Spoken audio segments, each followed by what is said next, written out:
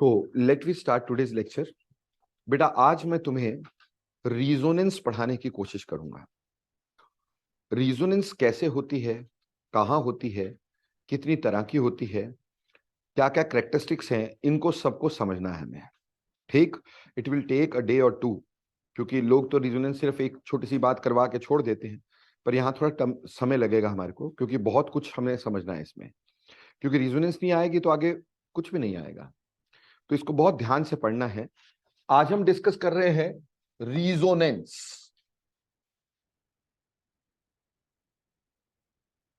रीजोनेंस क्या होती है, ठीक, इसके बारे में हमें पढ़ना है। बेसिक स्ट्रेंथ करवा देता हूं पहले, अभी मैंने शुरू कर दिया रीजोनेंस, तो रीजोनेंस करवा देता हूं पहले, फिर बेसिक स्ट्रेंथ पे इसी में ले लूंगा, इसकी एप्लीकेशन में ले लूंगा बेसिक स्ट्रेंथ। क्लियर? तो जब हम रीजोनेंस की बात करते हैं बेटा, देखो बेटा, मैंने एक मॉलिक्यूल लिया से CH2 double bond CH, single bond CH, double bond CH2। इसमें आप देख रहे हो कार्बन कार्बन में डबल बॉन्ड भी है और कार्बन में सिंगल बॉन्ड भी है। अगर बेटे हम कार्बन कार्बन के सिंगल बॉन्ड की बॉन्ड लेंथ देखें, तो कार्बन कार्बन के सिंगल बॉन्ड की जो बॉन्ड लेंथ होती है वो 1.54 एंगस्ट्रॉम हुआ करती है। 1.54 एंगस्ट्रॉम होती है कार्बन सिंगल बॉन्ड कार्बन की बॉन्ड लेंथ। वहीं पे कार्बन डबल बॉन्ड कार्बन की जो बॉन्ड लेंथ है बेटे वो 1.34 एंगस्ट्रॉम होनी चाहिए। कार्बन डबल बॉन्ड कार्बन की बॉन्ड लेंथ क्या होती है? 1.34 एंगस्ट्रॉम होती है। अगर इस बात को हम सही मानते हैं तो उसके अकॉर्डिंगली ये वाली बॉन्ड लेंथ कितनी होनी चाहिए थी? 1.34 एंगस्ट्रॉम्स। और ये वाली बॉन्ड लेंथ कितनी होनी चाहिए थी? 1.54 एंगस्ट्रॉम्स। और ये वाली बॉन्ड लेंथ कितनी होनी चाहिए थी? 1.34 एंगस्ट्रॉम्स। ऐसा होना चाहिए था कि नहीं होना चाहिए था? बट जब हमने एक्सपेरिमेंटली देखा तो हमने पाया ना ये ना ये ना ये, बल्कि इन तीनों बॉन्ड की जो बॉन्ड लेंथ है वो 1.38 एंगस्ट्रॉम्स हो गई। इन तीनों बॉन्ड्स की बॉन्ड लेंथ 1.38 एंगस्ट्रॉम हो गई।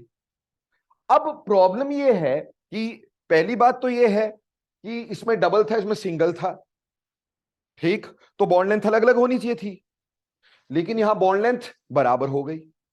एक तो सारे बॉन्ड की बॉन्ड लेंथ क्या हो गई? बराबर हो गई, ठीक। और फिर दूसरी बात, ना तो वो सिंगल बॉन्ड के बराबर है और ना तो वो डबल बॉन्ड के बराबर है। यानी ना तो इसमें कोई सिंगल बॉन्ड है ना तो इसमें डबल बॉन्ड है। ये ज्यादा डबल बॉन्ड के पास है ना, यानी इसमें सिंगल बॉन्ड से थोड़ा ज्यादा बॉन्ड है और डबल बॉन्ड से थोड़ा कम बॉन्ड है। क्योंकि अगर सिर्फ सिंगल बॉन्ड होता तो 1.54 होती, और अगर सिर्फ डबल बॉन्ड होते तो 1.34 होती। Neither it is 1.54 nor it is 1.34, it is in between that, और वो भी डबल बॉन्ड के काफी पास है। इसका मतलब ये स्ट्रक्चर ऐसे नहीं है, ये स्ट्रक्चर में कोई ना कोई तो ऐसा लूप होल है जिसकी वजह से इसकी बॉन्ड लेंथ अलग आ रही है। तो इस ऐसी कुछ चीजें हमें एक्सप्लेन करनी थी, जिसके लिए हमने एक कंसेप्ट दिया जिसको बोला रीजोनेंस। हुआ क्या कि हमने ये माना कि ये जो मॉलिक्यूल है हमारे पास, ध्यान से समझना, ये जो मॉलिक्यूल हमारे पास दिया गया था ये ऐसा था, ठीक। हमने सोचा कि ऐसा हुआ हो सकता है कि यहां के इलेक्ट्रॉन यहां चले गए और यहां के इलेक्ट्रॉन्स यहां आ गए, ठीक है जी। अब उसकी वजह से जो अगला स्ट्रक्चर हमारे पास बनना था वो कुछ ऐसा बनना था। डबल बॉन्ड के इलेक्ट्रॉन आगे चले गए, इस कार्बन ने इलेक्ट्रॉन दे दिए, तो इस कार्बन पे कौन सा चार्ज आना चाहिए? पॉजिटिव। तो ये कार्बन पॉजिटिव होना चाहिए था, ठीक। और यहां डबल बॉन्ड की जगह कैसा रह जाएगा? सिंगल बॉन्ड, क्योंकि इसके इलेक्ट्रॉन तो आगे चले गए डबल बॉन्ड के। और जो बीच वाले दो कार्बन है उसमें पहले सिंगल बॉन्ड था, डबल बॉन्ड के इलेक्ट्रॉन आ गए, तो डबल बॉन्ड हो गया कि नहीं हो गया? और यहां के इलेक्ट्रॉन आगे चले गए तो यहां पर CH2 नेगेटिव हो गया कि नहीं हो गया? ठीक। इसमें यह हो सकता था, इससे उल्टा भी तो हो सकता है। ऐसा भी तो हो सकता है कि ये इलेक्ट्रॉन यहां गए हो और ये यहां आया हो, यानी इसका बिल्कुल एंटोनिम स्ट्रक्चर, कि यहां पे नेगेटिव होता, यहां पे डबल बॉन्ड होता, यहां पे सिंगल बॉन्ड होता और यहां पॉजिटिव चार्ज होता, बिल्कुल ऑपोजिट। बोलो समझ में आई कि नहीं? हाँ जी। ऐसा हो जाने से क्या होता कि हमारे पास ये जो स्ट्रक्चर बने, ये कोई भी, देखो बेटा, इसके अकॉर्डिंगली भी एक सिंगल बॉन्ड और दो डबल बॉन्ड है, इसके अकॉर्डिंगली भी दो सिंगल बॉन्ड, एक एक डबल बॉन्ड है, इसके अकॉर्डिंगली भी दो सिंगल बॉन्ड और एक डबल बॉन्ड है। क्या इन तीनों में से कोई भी स्ट्रक्चर इसकी एक्चुअल प्रॉपर्टी को एक्सप्लेन कर पा रहा है? इनमें से कोई भी स्ट्रक्चर इसकी एक्चुअल प्रॉपर्टी को एक्सप्लेन नहीं कर पा रहा है। तो हमने ये सोचा कि इसका मतलब यह है कि इसका स्ट्रक्चर कुछ इस तरह का है कि ये इलेक्ट्रॉन सारी जगह पर बराबर बट गए हैं, ऐसे करके। यानी ना तो अब ये सिंगल बॉन्ड है, ना ये डबल बॉन्ड है, ना सिंगल बॉन्ड है, सारे के सारे क्या है? पार्शियल डबल बॉन्ड्स हैं। सारे के सारे क्या है? पार्शियल डबल बॉन्ड्स हैं। और अब सबकी बॉन्ड लेंथ इक्वल हो गई, क्योंकि सभी में बॉन्ड सेम है। और सिंगल बॉन्ड से क्या है? ज्यादा है, डबल बॉन्ड से क्या है? कम है। तो बॉन्ड लेंथ सिंगल बॉन्ड से छोटी हो जाएगी और डबल बॉन्ड से बड़ी हो जाएगी। तो क्या अब ये एक्सप्लेन हो पा रहा है? क्या अब ये एक्सप्लेन हो पा रहा है कि इसकी बॉन्ड लेंथ सेम क्यों हो गई? और दूसरी बात कि इसकी बॉन्ड लेंथ डबल बॉन्ड के बराबर या सिंगल बॉन्ड के बराबर क्यों नहीं रही? क्या इस स्ट्रक्चर से हम एक्सप्लेन कर पा रहे हैं? हम इस स्ट्रक्चर से एक्सप्लेन कर पा रहे हैं। तो बेटा, ऐसा फिनोमिना जब किसी एक स्ट्रक्चर से हम अपने मॉलिक्यूल की सारी प्रॉपर्टीज को एक्सप्लेन नहीं कर पाते, हमें एक से ज्यादा स्ट्रक्चर देने पड़ते हैं to explain its whole properties, ऐसे फिनोमिना को हम रिजोनेंस कहते हैं। तो रिजोनेंस का मतलब क्या हुआ? When a molecule can not be represented, cannot be represented by a single structural formula,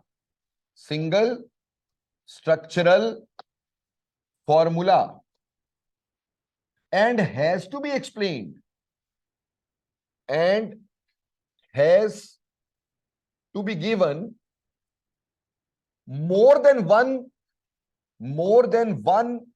structure to explain its whole properties, to explain its whole properties,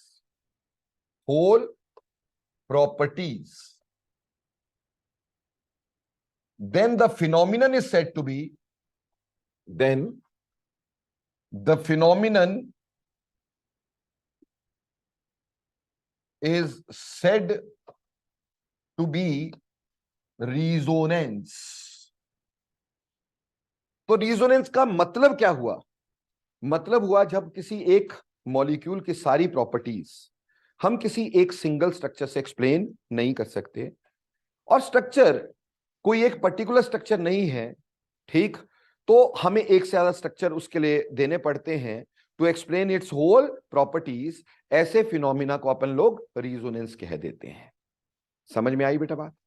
लेकिन रिजोनेंस के ये जो स्ट्रक्चर हैं, ठीक, ये वाला, ये वाला, ये वाला, इन स्ट्रक्चर्स को हम बोलते हैं कैनोनिकल स्ट्रक्चर्स, या इसको बोलते हैं कंट्रीब्यूटिंग स्ट्रक्चर्स,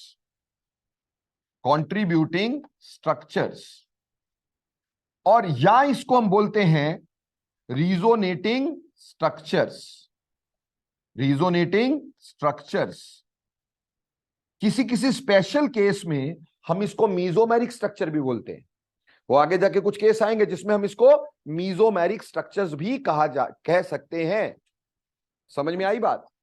और ये जो स्ट्रक्चर है, इनमें से कोई भी स्ट्रक्चर इसकी एक्चुअल प्रॉपर्टीज को एक्सप्लेन नहीं कर पा रहा है। क्या कर पा रहा है भाई? तो ये जो कैनोनिकल स्ट्रक्चर होते हैं, या ये जो हमारे कंट्रीब्यूटिंग स्ट्रक्चर होते हैं, ये स्ट्रक्चर सारे हाइपोथेटिकल है। ये सारे स्ट्रक्चर कैसे हैं? हाइपोथेटिकल हैं। ये कहीं एग्जिस्ट नहीं कर रहे। ना मॉलिक्यूल ऐसे एग्जिस्ट करेगा, ना ऐसे करेगा, ना ऐसे करेगा, है ना। ये हमने सिर्फ थॉट ऑफ बनाए कि ऐसा फिनोमिना कुछ हुआ है जिसके बारे में हम श्योर नहीं है, ऐसा फिनोमिना कुछ हुआ है इसके अंदर। तो ये हाइपोथेटिकल स्ट्रक्चर होते हैं। Canonical structures are hypothetical. क्या ये स्ट्रक्चर इसकी उस प्रॉपर्टी को पूरी तरह एक्सप्लेन कर पा रहा है कि नहीं? तो जो स्ट्रक्चर इसकी सारी प्रॉपर्टी को एक्चुअली एक्सप्लेन कर पाता है उसको हम रिजोनेंस हाइब्रिड बोलते हैं। क्या बोलते हैं? Resonance hybrid. और यही एक्चुअली रियल स्ट्रक्चर होता है। यही एक्चुअली रियल स्ट्रक्चर होता है। समझ लीजिए कि मॉलिक्यूल ना कभी ऐसा रहेगा, ना कभी ऐसा रहेगा, ना कभी ऐसा रहेगा, हमेशा ऐसा ही रहेगा। तो सर ये बनाते क्यों? ये बनाते इस स्ट्रक्चर की पॉसिबिलिटी को एक्सप्लेन करने के लिए कि पार्शियल डबल बॉन्ड कैसे आया होगा, क्या वजह होगी। क्योंकि यहां तो बॉन्ड सिंगल हो, यहां तो बॉन्ड डबल हो, ये पार्शियल डबल बॉन्ड क्यों है? तो उसको एक्सप्लेन करने के लिए बोला इलेक्ट्रॉन ऐसे मूव कर रहे हैं। इलेक्ट्रॉन अपनी जगह से क्या कर रहे हैं? मूव कर रहे हैं, अपनी जगह पे खड़े हुए नहीं है। समझ में आई बात? तो ये जो डॉट डॉट डॉट है, that is showing the movement of electrons throughout this molecule. The electrons are moving. तो एक्चुअली मॉलिक्यूल सिर्फ ऐसे ही एग्जिस्ट कर रहा है, ठीक है ना। ये तो सिर्फ इलेक्ट्रॉनिक मूवमेंट को बताने के लिए कुछ स्ट्रक्चर दिए गए हैं जो कि एक्चुअली एग्जिस्ट नहीं कर रहे। At no point of time structure will exist like this और दिस और this. Structure will always exist like this, but these structures are only given to explain the movement of electron which is shown in this particular molecule. Got it or not? तो ये resonance hybrid जो होता है उसकी actual existence हुआ करती है। तो पहली बात, रेजोनेंस क्या होती है समझ में आया कि नहीं आया? कोई दिक्कत? रेजोनेंस क्या हो गया? जब एक मॉलिक्यूल को आप एक स्ट्रक्चर से एक्सप्लेन नहीं कर सकते, आपको कोई इंटरमीडिएट सा स्ट्रक्चर देना पड़ता है to explain its whole properties, जिसको हम रेजोनेंस हाइब्रिड बोलते हैं। उससे उसकी प्रॉपर्टीज एक्सप्लेन होती हैं, नहीं तो उसकी प्रॉपर्टीज एक्सप्लेन नहीं होती है। जैसे मैं एक और एग्जांपल तुम्हें देना चाहता हूं ताकि तुम्हें इसको अच्छे से बेटर समझ सको। मान लो मेरे पास बेंजीन है। बेंजीन का स्ट्रक्चर कुछ ऐसे बनाते हो तुम लोग। बेटा इसके हिसाब से क्या होना चाहिए? एक जगह डबल बॉन्ड होना चाहिए, एक जगह सिंगल बॉन्ड, एक जगह डबल बॉन्ड। तो क्या बेंजीन का ये स्ट्रक्चर सही होना चाहिए? क्या बेंजीन का स्ट्रक्चर फिर ऐसा नहीं होना चाहिए था कि डबल बॉन्ड छोटा, सिंगल बॉन्ड बड़ा, डबल बॉन्ड छोटा, सिंगल बॉन्ड बड़ा? क्या ऐसा स्ट्रक्चर नहीं होना चाहिए था बेंजीन का? है ना, क्योंकि डबल बॉन्ड छोटे होते हैं और सिंगल बॉन्ड बड़े होते हैं। ऐसा होना चाहिए था, फिर ऐसे क्यों बनाया? बोला इसमें भी इलेक्ट्रॉन जो है वो अपनी जगह पे खड़े हुए नहीं है, वो लगातार मूव कर रहे हैं और मूव करते करते वो ऐसे ऐसे ऐसे मूव करते हैं। तो ये उसके कैनोनिकल स्ट्रक्चर बना दिए जाते हैं बेंजीन के। और एक्चुअल स्ट्रक्चर बेंजीन का ऐसा बना दिया जाता है कि बेंजीन में इलेक्ट्रॉन गोल गोल घूम रहे हैं। तो बेंजीन के अंदर का गोला क्या है? ये बेंजीन के अंदर का गोला जो है इलेक्ट्रॉन की मूवमेंट शो कर रहा है कि electron are moving on all 6 carbons. It is not in rest, ये लगातार मूव कर रहे हैं, 6 के 6 कार्बन पे मूव कर रहे हैं। तो एक्चुअल स्ट्रक्चर बेंजीन का यही दिया जाता है। और ये इसके क्या होते हैं? Canonical structure. No point of time पे बेंजीन ऐसे एग्जिस्ट करेगी, नो पॉइंट ऑफ टाइम पे ऐसे एग्जिस्ट करेगी। This will only exist like this. ये सिर्फ इसकी मूवमेंट शो की गई है कि ऐसे ऐसे मूव करते हैं, पर ना ही ऐसे होता है ना ऐसे होता है, ना ये यहां पे खड़े रहेंगे ना यहां पे खड़े रहेंगे, लगातार मूव करते रहेंगे। स्ट्रक्चर सिर्फ यही होगा। क्लियर हो गया? तो हमें यहां पे बेंजीन को एक्सप्लेन करने के लिए, इस स्ट्रक्चर को एक्सप्लेन करने के लिए हमें ये स्ट्रक्चर देने पड़े कि नहीं देने पड़े? वो हाइपोथेटिकल थे पर देने पड़े to show the movement of electrons. तो इसी फिनोमिना को हम रेजोनेंस कहते हैं। तो बेटा रेजोनेंस समझ में आई। लेकिन बात यह है कि रेजोनेंस होती कहां है, कंडीशंस फॉर रेजोनेंस। तो चलिए आगे चलते हैं और समझते हैं रेजोनेंस होती कहां है। Conditions for resonance, conditions for resonance. Resonance होने के लिए कंडीशन क्या है? What is condition for the resonance? देखो बेटा, सबसे पहली कंडीशन रिजोनेंस की क्या होती है कि there must be conjugation. There must be conjugation. तो हमारी पहली बात यहां पे आती है कि कॉन्जुगेशन क्या है। What do you mean by conjugation? Conjugation क्या है पहले हमें यह समझना पड़ेगा, तो हम रिजोनेंस को समझ सकेंगे। तो हमारा लेक्चर डाइवर्ट हो गया टुवर्ड्स कॉन्जुगेशन। अब अगर मैं कॉन्जुगेशन की बात करता हूं कि कॉन्जुगेशन क्या होता है और कैसे कैसे होता है, तो पहले हम कॉन्जुगेशन को अच्छे से समझ लेते हैं ताकि हमें रिजोनेंस समझ में आ जाए। कॉन्जुगेशन का एक्चुअल मतलब होता है partial overlap of orbitals. Partial overlap of orbitals. Orbitals के पार्शियल ओवरलैप को हम लोग क्या बोल देते हैं? कॉन्जुगेशन बोल देते हैं। इसको समझाने के लिए मैं एक रॉ एग्जांपल तुम्हारे साथ ले रहा हूं। प्लीज कॉपी पेन कम और दिमाग ज्यादा चलाने का। ठीक, मान लो मैंने क्या किया, एक वेसल ले लिया। से आई टुक अ वेसल। मैंने एक वेसल ले लिया, एक हाइपोथेटिकल एग्जांपल है। ठीक, और मैंने इसमें एक पार्टीशन कर दिया। इस पार्टीशन में मैंने एक कोई प्लग लगा दिया। ठीक है जी। अब मैंने क्या किया, इधर मैंने गैस भर दी और मान लेते हैं एम्प्टी है। दुनिया में कोई चीज एम्प्टी नहीं होती। तो आप ये भी मान सकते हैं कि यहां प्रेशर ज्यादा, यहां प्रेशर कम है। ये दो चीजें मान सकते हैं। यहां तो मान लो ये एम्प्टी है, और अगर एम्प्टी नहीं मानना है तो ये मान लो कि इधर गैस का प्रेशर ज्यादा है, यहां ज्यादा गैस है और यहां गैस कम है। ठीक है, समझ में आ गई? यानी हम ये बोल सकते हैं कि यहां पे हमने बोला मोर गैस है और यहां पे लेस गैस है। ठीक, अब मैंने क्या किया, मैंने इस प्लग को हटा दिया। अब जब मैंने इस प्लग को हटाया होगा, ये मेरे पास सिनेरियो ऐसा रह गया होगा। ठीक, अब प्लग हट गया तो एक बात बताओ क्या होगा? अब व्हाट डू यू थिंक क्या होगा? क्या गैस यहां से यहां मूव करेगी कि नहीं करेगी? क्या इसमें आपने कुछ किया? क्या कोई कुछ कर रहा है? गैस तो यूं मूव करेगी करेगी यहां से यहां, हाई प्रेशर से लो प्रेशर। पर क्या गैस यहां से यहां मूव नहीं करेगी? वो भी तो करेगी।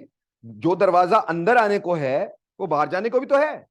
तो जैसे गैस यहां आएगी, कुछ गैस इधर भी जाएगी, बट एक्चुअली ज्यादा गैस इस साइड को जाएगी, जब तक दोनों साइड गैस बराबर ना हो जाए। क्या किसी भी पॉइंट ऑफ टाइम पर इस ओपन वेसल के अंदर ऐसा सिनेरियो बन सकता है? क्या किसी भी पॉइंट ऑफ टाइम पर ऐसा सिनेरियो बन सकता है कि सारी गैस इधर रह जाए और इधर ना हो? और क्या ऐसा हो सकता है किसी भी पॉइंट ऑफ टाइम पर कि सारी गैस इधर रह जाए और इधर कुछ ना हो? क्या यह पॉसिबल है? क्या ऐसा पॉसिबल है कि हमारे पास ये गैस दोनों जगह बराबर हो जाए? हाँ जी, और फिर गैस इधर से इधर भी मूव करती हो, इधर से इधर भी मूव करती हो और फ्लो बराबर हो। ऐसा पॉसिबल है कि नहीं? सो this is a possible scenario.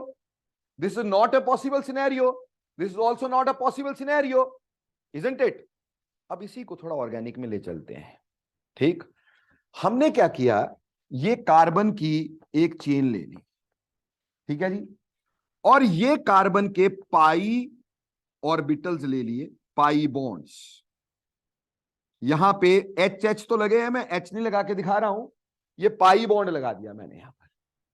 और ये वाला कार्बन जो है इसका ऑर्बिटल खाली है, इसके ऊपर है पॉजिटिव चार्ज। ये वाला ऑर्बिटल बिल्कुल खाली है। अब प्यारे बच्चों, सिंपल बात है कि हमारे पास ये carbon, double bonded carbon is always sp2 hybridized. ये sp2 है कि नहीं? ये भी sp2 है कि नहीं? और पॉजिटिव चार्ज कार्बन भी कैसा होता है? sp2।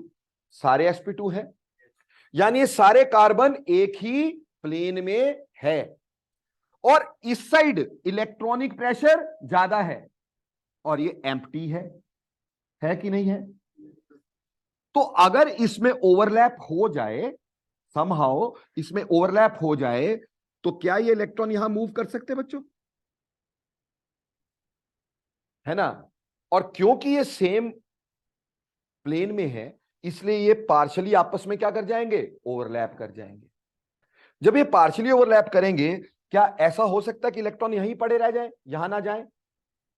और मान लो हम ये बोले यहां के इलेक्ट्रॉन यहां चले गए, खाली ऑर्बिटल में चले गए, तो क्या ऐसा पॉसिबल है कि यहां पॉजिटिव आ जाए, ठीक, और यहां पर हमारे पास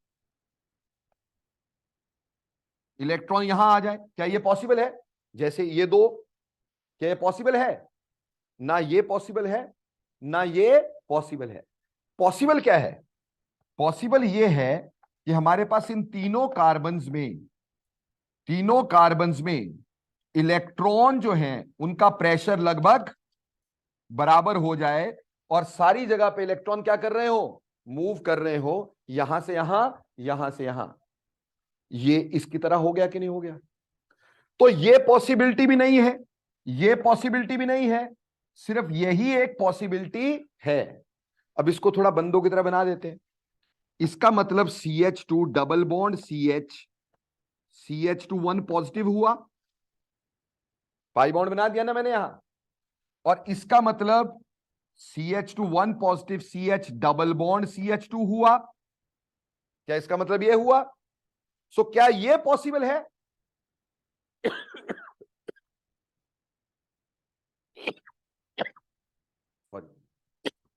क्या यह पॉसिबल है? दोनों में से कोई पॉसिबल है? नहीं है। तो पॉसिबल क्या है हमारे पास? पॉसिबल यह है कि ये CH2 CH2 सारी जगह पे इलेक्ट्रॉन मूव कर रहे हो और ये पॉजिटिव चार्ज हर एक कार्बन पे मूव कर रहा हो।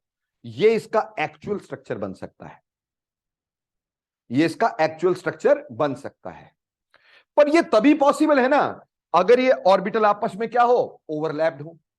जैसे अगर यहां पे बीच में कॉमन पाथवे था तभी तो एक गई गैस। मान लो अगर मैं इन डब्बों को ऐसे रख देता, एक डब्बा ये और दूसरा डब्बा ये, या फिर एक डब्बा ये और एक डब्बा ये, क्या इससे गैस इधर जाती भाई? नहीं जाती ना। ये तो यहां से यहां निकल जाती, ये यहां से यहां निकल जाती, या फिर क्या इससे गैस इधर को जाती? नहीं जाती ना। ये भी कहीं चले जाती भाई। तो ये तो तभी पॉसिबल है सिनेरियो अगर ये दोनों डब्बे आपस में क्या कर रहे हैं? ओवरलैप कर रहे हैं और उसमें कॉमन पासेज है, तभी गैस यहां से यहां जा सकती है। तो अगर इलेक्ट्रॉन यहां से यहां मूव कर रहे हैं वो तभी पॉसिबल है अगर इन सभी ऑर्बिटल में पार्शियल पार्शियल ओवरलैप है। समझ में आई? और इसी पार्शियल ओवरलैप की कंडीशन को हम क्या बोलते हैं? कॉन्जुगेशन बोलते हैं। कि ये वाला ऑर्बिटल और ये वाला ऑर्बिटल आपस में पार्शियली ओवरलैप्ड है।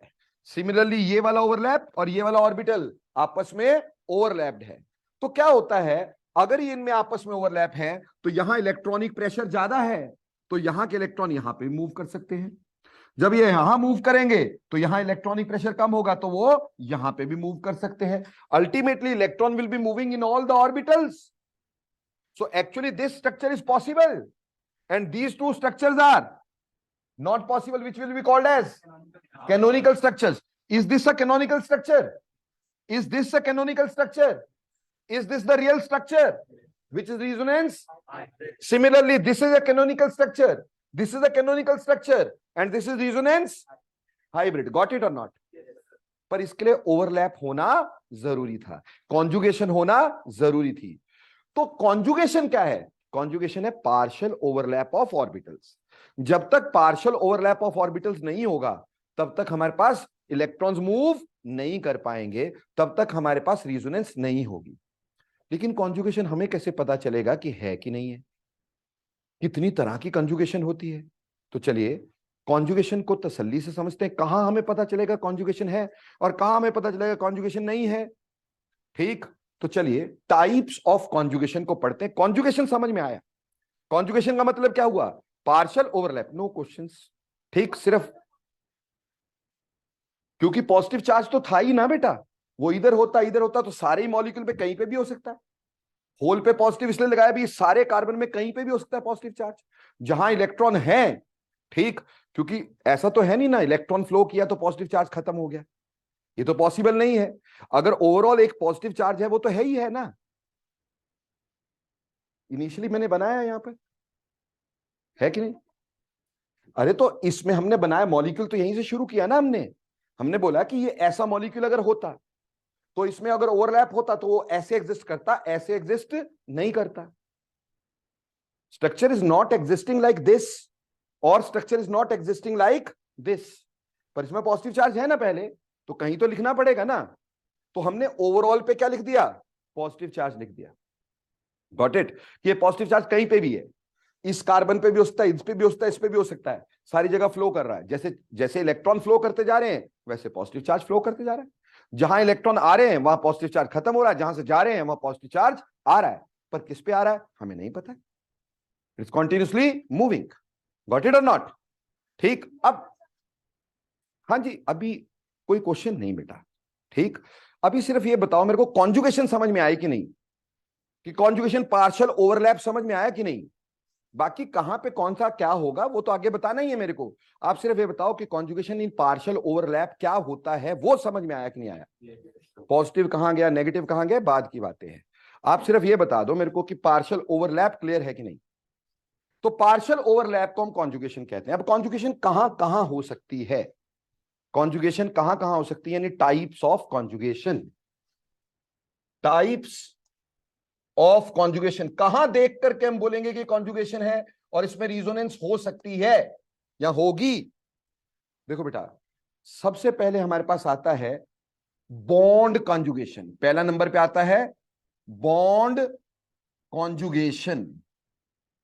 नो, बॉन्ड कॉन्जुगेशन का मतलब क्या है बेटे, बॉन्ड कॉन्जुगेशन का मतलब होता है डबल बॉन्ड, सिंगल बॉन्ड, फिर डबल बॉन्ड, यानी ऑल्टरनेट पोजीशन पे double bond, double bond, single bond, double bond, that is conjugation, bond conjugation.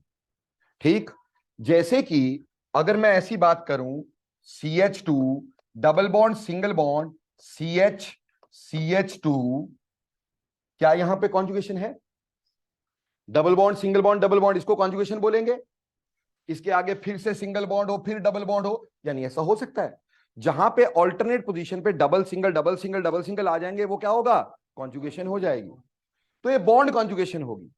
तो बॉन्ड कॉन्जुगेशन जब भी होगी, क्या ऐसा स्ट्रक्चर एग्जिस्ट करेगा, नहीं करेगा।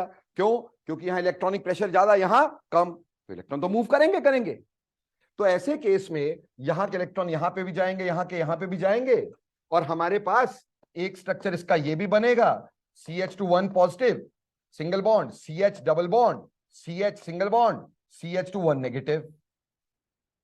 इसका ऑपोजिट भी जाएगा, ऑपोजिट कैसा होगा, CH2 1 negative single bond, CH double bond, CH2 1 positive. But इनमें से कोई भी स्ट्रक्चर एग्जिस्ट नहीं करेगा, इसको क्या बोलेंगे, कैनोनिकल स्ट्रक्चर। तो इसका एक्चुअल स्ट्रक्चर क्या बनाएंगे हम लोग, CH2 single bond, CH single bond, CH single bond, CH2, और यहां पे भी partial double bond, partial double bond, partial double bond. ये एक्चुअल स्ट्रक्चर बनेगा कि नहीं, और ये इस कंजुगेशन की वजह से है। ठीक, हमने बोला कॉन्जुगेशन कौन सी है, bond conjugation, double bond single bond double bond. बेटा इसमें मूव कौन कर रहे हैं, पाई इलेक्ट्रॉन्स, मूव कौन कर रहे हैं, पाई इलेक्ट्रॉन। इसलिए बॉन्ड कंजुगेशन को हम पाई पाई कॉन्जुगेशन का नाम भी देते हैं, इसको पाई पाई कॉन्जुगेशन भी कहते हैं। ठीक, double bond single bond double bond, this is pi pi conjugation. बोलो क्लियर। तो पहली तरह की कॉन्जुगेशन, नो क्वेश्चन प्लीज, अभी कोई क्वेश्चन नहीं। ठीक, अभी सिर्फ समझने की कोशिश करो, आगे आ जाएगा अपने आप सब कुछ। ठीक, मैं तुम्हें 1000 बार बोल चुका हूं भैया, आपके क्वेश्चन का आंसर आपको आपके लेक्चर में मिल जाता है, जस्ट जो चीज पढ़ा रहा हूं पहले उस पर ध्यान दो। ठीक, आपको यह समझ में आया कि कॉन्जुगेशन क्या होती है, पाई पाई कॉन्जुगेशन क्या होती है, बॉन्ड कॉन्जुगेशन किसको बोलते हैं, बोलो ये समझ में आया कि नहीं आया? ठीक, अब ये जो तीन है ये क्या है, कॉन्ट्रीब्यूटिंग स्ट्रक्चर्स। ये तीन क्या है, कॉन्ट्रीब्यूटिंग या कैनोनिकल स्ट्रक्चर्स।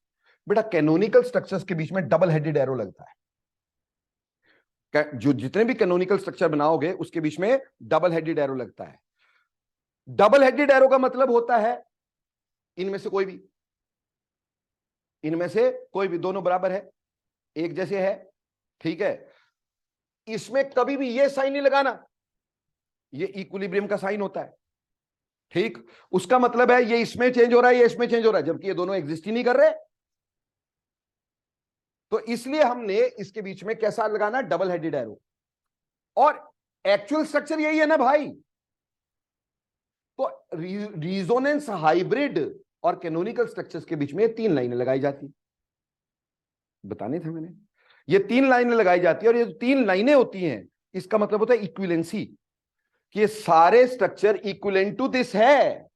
एक्चुअली यही स्ट्रक्चर एग्जिस्ट करेगा, इनमें से कोई एग्जिस्ट नहीं करेगा। ये इक्विवेलेंट अगर ये लिख दिया तो मतलब इसके अंदर सारे के सारे स्ट्रक्चर एंटरटेन्ड है। समझ में आ गई बात? तो रिजोनेंस हाइब्रिड और कैनोनिकल स्ट्रक्चर के बीच में तीन लाइनें, और कॉन्ट्रीब्यूटिंग स्ट्रक्चर्स के बीच में double headed arrow. Bond conjugation समझ में आई? अगली कॉन्जुगेशन देखते हैं। ये हो गई बॉन्ड कॉन्जुगेशन। दूसरी हो जाती है बेटा आपके पास ग्रुप कॉन्जुगेशन। दूसरी कॉन्जुगेशन है ग्रुप कॉन्जुगेशन। ग्रुप कॉन्जुगेशन बेटा जल्दबाजी नहीं करना, बड़े आराम से समझना, आज सिर्फ कॉन्जुगेशन ही हो पानी है, ठीक। Group conjugation. अब ग्रुप कॉन्जुगेशन क्या होता है बेटा? ग्रुप कॉन्जुगेशन का मतलब होता है double bond, single bond and a group which may contain a pi bond, which may contain a pi bond or which may contain a lone pair, a lone pair। या तो हमारे पास double bond की alternate position पे कोई group लगा है, उस group में या तो पाई बॉन्ड है और या तो उस ग्रुप में लोन पेयर है। जैसे ध्यान से समझो, मान लो हमारे पास है डबल बॉन्ड CH और यहां C double bond OH। Now this is a group CHO, है ना। ये इस double bonded carbon, single bond and then double bond containing pi bond. Is there a pi bond here? तो इसमें क्या होगा कि यहां के इलेक्ट्रॉन ऑक्सीजन खींचेगा और यहां के इलेक्ट्रॉन यहां आ सकते थे। तो इसका एक और कैनोनिकल स्ट्रक्चर हम बना सकते थे, CH2 1 positive single bond, CH double bond, CO negative H। Clear जी? और यहां इसके इलेक्ट्रॉन ऐसे वापस जाके यहां से यहां ये वाला स्ट्रक्चर बन सकता था। कभी भी उल्टा नहीं होता, वो आगे बता दूंगा मैं आपको, ठीक। कहां से कहां इलेक्ट्रॉन जाने उसको मत समझो, वो आगे आ जाएगा कि इलेक्ट्रॉन कहां से कहां जाने। आप सिर्फ ये समझो कि यहां पे double bond, single bond and group containing pi bond है कि नहीं, तो ये कंजुगेशन है कि नहीं। तो यहां पे कॉन्जुगेशन है, तो इसका जो स्ट्रक्चर बनने वाला है वो कुछ ऐसा बन जाएगा, CH2 single bond, CH single bond, CO single bond H। यहां पे भी पार्शियल डबल बॉन्ड, यहां पे भी पार्शियल डबल बॉन्ड, यहां पे भी पार्शियल डबल बॉन्ड। यहीं तो इलेक्ट्रॉन जा रहे हैं। समझ में आई बात कि नहीं? तो इस तरह से ये इसका स्ट्रक्चर बन जाएगा। ये ग्रुप कॉन्जुगेशन। एक और समझाता हूं ग्रुप कॉन्जुगेशन ऐसे में। ये ग्रुप कॉन्जुगेशन में क्या हम ऐसे लिख सकते CH2 double bond CH single bond C triple bond N? क्या ऐसा लिख सकते हैं अपन? Double bond, single bond and group containing pi bond. Conjugation है कि नहीं? या मैं ऐसा बोल दूं, इसका स्ट्रक्चर बनाएंगे बाद में अपन, ठीक। या मैं ऐसा बोल दूं, डबल बॉन्ड, सिंगल बॉन्ड, यहां पे N double bond O, double bond, single bond and group containing pi bond, है कि नहीं? सो एक ग्रुप कॉन्जुगेशन है कि नहीं? इसमें इलेक्ट्रॉन्स का फ्लो कैसे करके दिखाएंगे हम? यहां का इलेक्ट्रॉन यहां डालेंगे, यहां का इलेक्ट्रॉन यहां डालेंगे। तो इसका अगला कैनोनिकल स्ट्रक्चर हम बना देंगे, CH2 1 positive, single bond CH, double bond C, यहां पे भी डबल बॉन्ड N, यहां पे क्या आ जाएगा नेगेटिव, ऐसे वाला स्ट्रक्चर बना देंगे। और या फिर देखो स्ट्रक्चर की चिंता नहीं, स्ट्रक्चर बनाने तो सिखाने मेरे को आगे, अभी तो सिर्फ आप कॉन्जुगेशन समझ लो बस, बाकी मेरे को कुछ नहीं चाहिए। स्ट्रक्चर बनाने तो आगे सिखाऊंगा ही मैं कि स्ट्रक्चर बनाते कैसे हैं, ठीक। अभी सिर्फ ये देखो कि आपके पास क्या ये कंडीशन पूरी हो रही है कि नहीं, double bond single bond group containing pi bond, conjugation हो गई। अब इसमें भी मूव क्या कर रहे हैं, पाई इलेक्ट्रॉन, क्या इसको भी मैं पाई पाई कॉन्जुगेशन बोल सकता हूं, क्या इसको भी मैं पाई पाई कॉन्जुगेशन बोल सकता हूं कि नहीं बोल सकता हूं। इसी का दूसरा पार्ट लेते हैं। अब दूसरा पार्ट, क्या ऐसा हो सकता है भाई, double bond single bond double bond and group containing lone pair, क्या ये कॉन्जुगेशन हो गई कि नहीं हो गई, double bond single bond and group containing lone pairs. तो इसमें यहां के इलेक्ट्रॉन मैं ऐसे बना देता हूं, यहां के मैं यहां बना देता हूं, ठीक। और उसकी वजह से हमारे पास स्ट्रक्चर बन गया CH2 1 negative single bond CH double bond Cl1 positive, ठीक। इसका मतलब इसका जो एक्चुअल स्ट्रक्चर है वो ऐसा है, CH2 सिंगल बॉन्ड CH और Cl, और सारी जगह पे इलेक्ट्रॉन मूव कर रहे हैं, ये स्ट्रक्चर हमारे पास है। क्लियर हो गया कि नहीं। ऐसे ही एक और बना के बताऊं मैं आपको, डबल बॉन्ड सिंगल बॉन्ड, यहां पे OCH3, क्या ये ग्रुप कॉन्जुगेशन है, double bond single bond and group containing CH2 double bond CH NH2, N के ऊपर lone pair, is it conjugation और नॉट, तो एक ग्रुप कॉन्जुगेशन हो गई। तो ग्रुप कॉन्जुगेशन में इस कॉन्जुगेशन को हम पाई लोन पेयर कॉन्जुगेशन बोल सकते हैं, पाई लोन पेयर कॉन्जुगेशन, क्योंकि उसमें पाई के साथ कौन कॉन्जुगेट कर रहा है, लोन पेयर कॉन्जुगेट कर रहे हैं। तो ग्रुप कॉन्जुगेशन के दो पार्ट हुए, ये हमारे पास होता है double bond single bond and group containing pi bond, या फिर double bond single bond and group containing lone pairs. तो अगर पाई पाई वाला होगा तो पाई पाई कॉन्जुगेशन कहलाएगा, अगर लोन पेयर वाला होगा तो पाई लोन पेयर कॉन्जुगेशन। बोलो ये ग्रुप कॉन्जुगेशन हुई कि नहीं हुई, सो दिस इज ग्रुप कॉन्जुगेशन। तो दूसरी तरह की कॉन्जुगेशन क्या हो गई, ग्रुप कॉन्जुगेशन। अब हम तीसरी कॉन्जुगेशन पढ़ते हैं बेटा, तीसरी कॉन्जुगेशन। तीसरी कॉन्जुगेशन जो है हमारे पास, जिसको हम बोलते हैं चार्ज कॉन्जुगेशन, क्या बोलते हैं, charge conjugation, charge conjugation. No charge conjugation का मतलब क्या हुआ, मतलब हुआ double bond single bond and charge, it may be a positive charge, it may be a negative charge, ये पॉजिटिव चार्ज भी हो सकता है और ये नेगेटिव चार्ज भी हो सकता है। जैसे अगर मैं ऐसा लिखूं, CH2 double bond CH single bond CH2 1 positive, क्या कॉन्जुगेशन है, double bond single bond and a positive charge, क्या ये कॉन्जुगेशन है, दिस इज कॉन्जुगेशन। समझ में आई, ठीक। इसमें हम बोल सकते हैं यहां के इलेक्ट्रॉन यहां चले गए और हमारे पास अगला स्ट्रक्चर ये बन गया, ठीक है जी, और दोनों में से कोई एग्जिस्ट कर नहीं रहा है और एक्चुअली इलेक्ट्रॉन जो है वो कुत्तों की तरह इधर उधर घूम रहे हैं, ठीक, और पॉजिटिव चार्ज उनके पीछे पीछे चला हुआ है भाई। समझ में आई बात, तो ये पॉजिटिव चार्ज कॉन्जुगेशन कहलाएगी कि नहीं।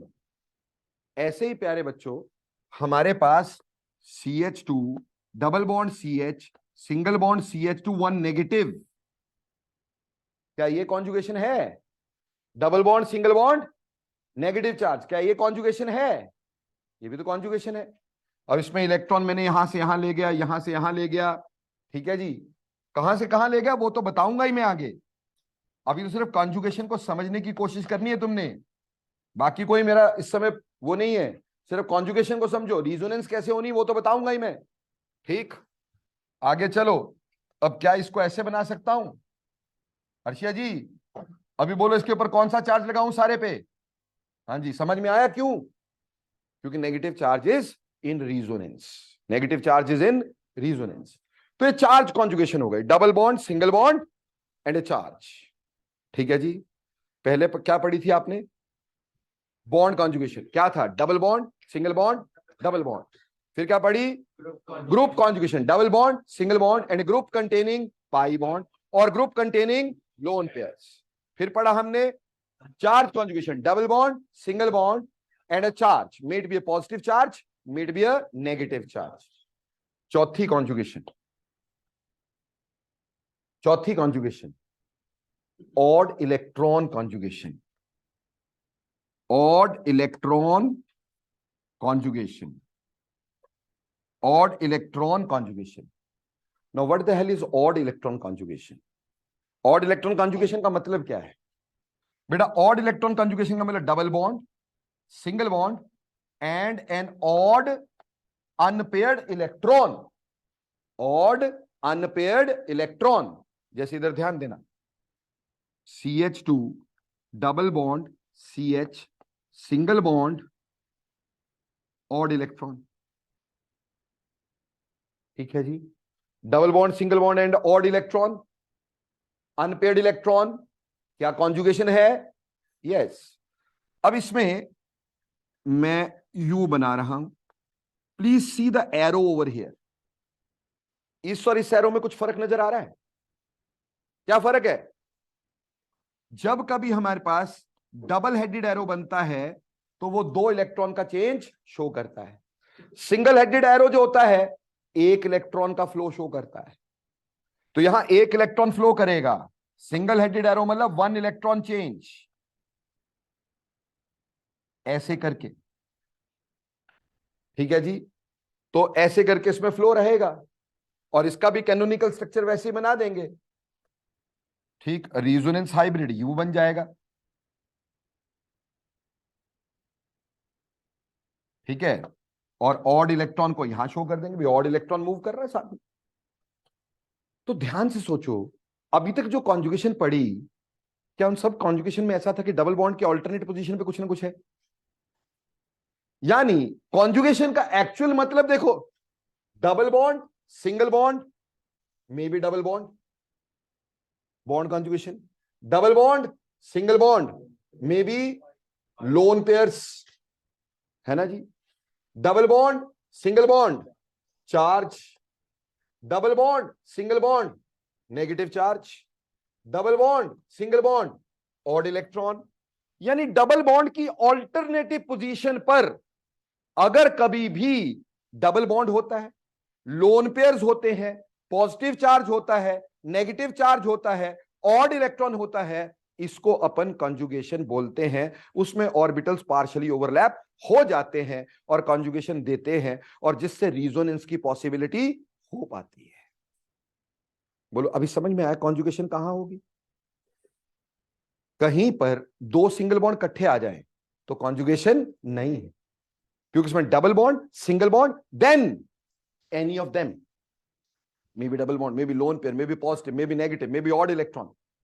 डबल बॉन्ड की ऑल्टरनेट पोजीशन पर हमारे पास इनमें से कुछ भी होगा तो उसको हम क्या बोलेंगे? कॉन्जुगेशन बोलेंगे बच्चा। और जब भी कॉन्जुगेशन होगी तो ही रिजोनेंस की पॉसिबिलिटी। एक स्पेशल टाइप ऑफ कॉन्जुगेशन बता रहा हूं, इन सब में बेसिकली पाई कंजुगेशन है। ये सारी क्या है? जैसे इसको बोल दिया पाई पाई कॉन्जुगेशन, इसको बोल दिया pi lone pair conjugation, pi positive charge conjugation, pi negative charge conjugation, pi odd electron conjugation. सब जगह पे पाई आया ना, क्योंकि pi electrons are loosely held, they can be easily moving, इसलिए पाई इलेक्ट्रॉन्स को हम मोबाइल इलेक्ट्रॉन बोलते हैं। याद करो, इंडक्टिव फैक्ट में तुम्हें समझाया था कि sigma electrons are not moving, they are not moving because they are very tightly held, और pi electrons are not tightly held, they will move, hence they will give us resonance. Clear हो गया? लेकिन एक special आपको बताते हैं अपन। ठीक, special ये है, स्पेशल तरह की कॉन्जुगेशन अभी तक पाई के साथ पड़ी है, अब है loan pair vacant orbital conjugation. Lone pair vacant orbital conjugation, vacant orbital conjugation, ये एक स्पेशल तरह की कॉन्जुगेशन, इसमें पाई नहीं है, नहीं तो हर कॉन्जुगेशन में पाई बॉन्ड होता है ना, इसमें कॉन्जुगेशन में पाई नहीं है। Loan pair vacant orbital conjugation, बेटा पीछे इंडक्टिव फैक्ट पढ़ाते हुए तुम्हें एक बैक बॉन्डिंग समझाई थी मैंने, तो बैक बॉन्डिंग में था क्या? पॉजिटिव चार्ज का अगला atom hetero atom containing lone pair, तो यही तो था। अब क्या है कि मान लो मेरे पास सी ये है, इसमें CH3 CH1 positive, CH3 CH1 positive OCH3, there is a lone pair. अब इसका मतलब क्या है? पॉजिटिव चार्ज का मतलब ऑर्बिटल खाली और उसके अगले अगले ऑर्बिटल में इलेक्ट्रॉन है, तो क्या वो अपने इलेक्ट्रॉन यहां डाल देगा? डाल देगा कि नहीं? है ना भाई? तो हमारा अगला स्ट्रक्चर कुछ ऐसा भी हो सकता था, CH3 CH double bond, O ने इलेक्ट्रॉन दे दी तो O के ऊपर कौन सा चार्ज? पॉजिटिव। क्लियर जी? इन दोनों में से कुछ भी हो सकता था। इसी को आपने बैक बॉन्डिंग पढ़ा था, है ना? तो back bonding comes because of this type of conjugation, lone pair और वेकेंट ऑर्बिटल कॉन्जुगेशन। कोई खाली ऑर्बिटल होगा, खाली ऑर्बिटल का पता कैसे चलेगा? पॉजिटिव चार्ज से। पॉजिटिव चार्ज होगा तो खाली ऑर्बिटल होगा, खाली ऑर्बिटल होगा तो उसके अंदर इलेक्ट्रॉन जा सकते हैं। अगर उसके पास वाले एटम में इलेक्ट्रॉन पड़े हैं तो उसके ऑर्बिटल बहुत करीब होंगे, आसानी से इलेक्ट्रॉन डाल देंगे उसमें खाली में। समझ में आई? ऐसा था ना, ये ऑक्सीजन के बाद दो लोन पेयर थे, एक दूसरे को रिपेल करते होंगे क्योंकि लोन पेयर रिपल्शन बहुत ज्यादा है। तो इस रिपल्शन को कम करने के लिए इस ऑक्सीजन ने इलेक्ट्रॉन खाली ऑर्बिटल में अगले में शिफ्ट कर दिए होंगे, तो बैक बॉन्डिंग होगी। और उसकी वजह से मैं अगर स्ट्रक्चर बनाने लगता हूं, मैं ऐसे बना देता हूं CH3 CHO CH3 और यहां पर पार्शियल डबल बॉन्ड और इन दोनों पे पॉजिटिव चार्ज, या तो कार्बन पे या तो ऑक्सीजन पे। तो दोनों के लिए मैंने पॉजिटिव लिखा, सबके लिए नहीं लिखा ना भाई। तो एक स्पेशल तरह की है जहां पे पाई बॉन्ड नहीं है येट कॉन्जुगेशन है। समझ में आई? तो कॉन्जुगेशन हमारे पास कितनी तरह की, सिंपल बात यह है, कॉन्जुगेशन कहां हुई? कॉन्जुगेशन कहां हुई? Double bond single bond, double bond, double bond single bond, lone pair, double bond single bond, charge positive charge चाहे negative charge, double bond single bond and an odd electron, या फिर positive charge के अगले atom पर lone pair. ये कॉन्जुगेशंस हैं।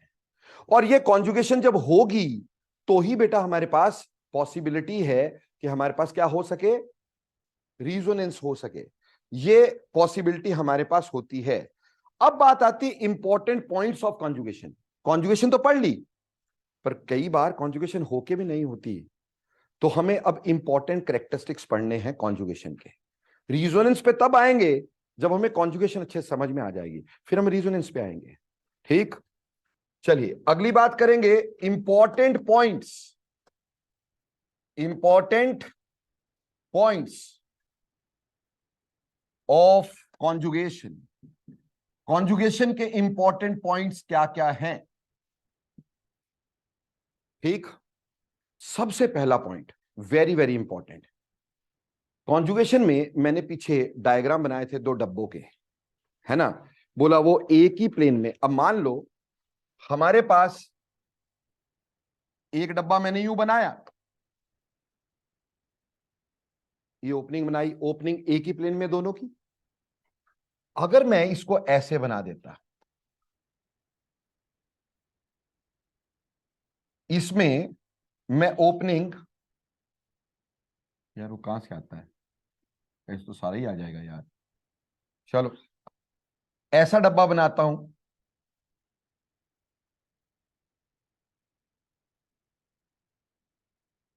इसमें opening यहां है, इसमें ओपनिंग यहां है। बोलो कॉन्जुगेशन है? बोलो गैस यहां से यहां जाएगी? पॉसिबिलिटी कोई? यानी कॉन्जुगेशन तभी पॉसिबल है अगर प्लेन सेम हो। तो सबसे पहला पॉइंट इसका लिखेंगे, सबसे पहला point, all conjugate position must be planar. All conjugate positions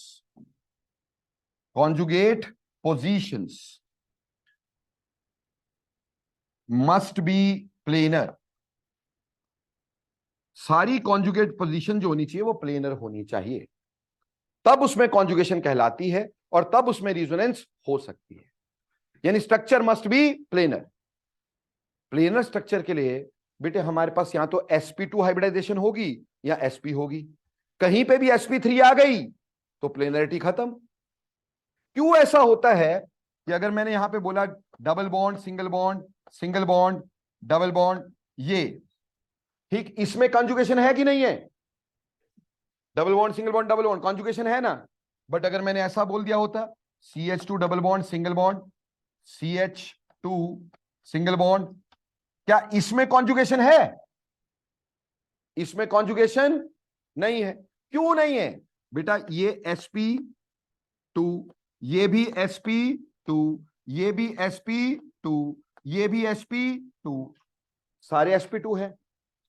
और अगर मैं इसमें बोल देता sp2 sp2 sp3 sp2 sp2, क्या ये कार्बन प्लेनर रहता? अगर ये कार्बन प्लेनर नहीं तो प्लेन टूट गया। जब प्लेन अलग अलग हो गए तो क्या इलेक्ट्रॉन मूव करेंगे? पर इसी में मैं एक काम कर देता हूं, इसी में मैं एक काम कर देता हूं। क्या काम करता हूं? या पॉजिटिव चार्ज लगा देता हूं बीच में। बोलो अब कॉन्जुगेशन है ना? क्यों? क्योंकि अब ये भी क्या हो गया, बाकी सारे तो sp2 थे ही, अब प्लेन सेम हो गया कि नहीं? यानी जहां पे दो डबल बॉन्ड इकट्ठे आ जाए ना, वहां तो कॉन्जुगेशन होने का चांस है ही नहीं। वहां कॉन्जुगेशन सिर्फ तभी हो सकती है अगर दो सिंगल बॉन्ड इकट्ठे आए, उसके ऊपर कोई ना कोई चार्ज हो या लोन पेयर पड़ा हो या कोई ऑड इलेक्ट्रॉन हो, वही कॉन्जुगेशन के बाकी पार्ट हो। ठीक, जब दो सिंगल बॉन्ड इकट्ठे आ जाएं तो बीच में प्लेनरिटी खत्म हो जाती है, उस वजह से कॉन्जुगेशन नहीं रहती। पर कई बार दो डबल बॉन्ड इकट्ठे भी होते तब भी हमारे को कॉन्जुगेशन नहीं मिलती, क्योंकि स्ट्रक्चर प्लेनर नहीं होता। जैसे बहुत इंपॉर्टेंट चीज बता रहा हूं तुम्हें, वेरी इंपॉर्टेंट। एक है बेटा ये स्ट्रक्चर,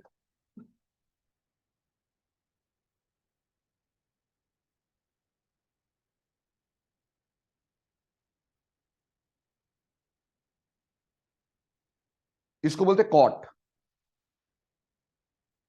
कॉट, कॉट क्यों बोलते? यार साइक्लो ऑक्टाटेट्राइन, इसका नाम क्या है? साइकिल। तो साइक्लो, कार्बन कितने हैं? 8, तो ऑक्ट। और इन कितने हैं? 4, तो क्या बना? टेट्रा इन।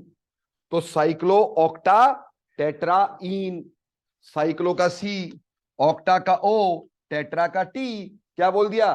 कॉट। तो कॉट इसका शॉर्ट फॉर्म हो गया ना, साइक्लो ऑक्टा टेट्राइन। एक बात बताओ, क्या यहां पे कॉन्जुगेशन दिखती है? क्या हमें लगता है कि कॉन्जुगेशन है? ओ भाई कहां खोया हुआ है? कॉन्जुगेशन लगती कि नहीं? या double bond single bond double bond single bond सारी जगह कॉन्जुगेशन तो लग रही है। कहां से नहीं लग रही तेरे को भाई?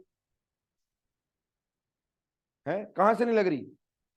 यहां double bond single bond double bond single bond double bond single bond double bond single bond है कि नहीं? तो कॉन्जुगेशन लग रही है कि नहीं?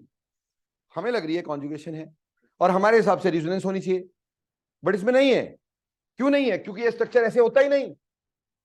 ये स्ट्रक्चर ऐसे होता है, this structure is like a tub.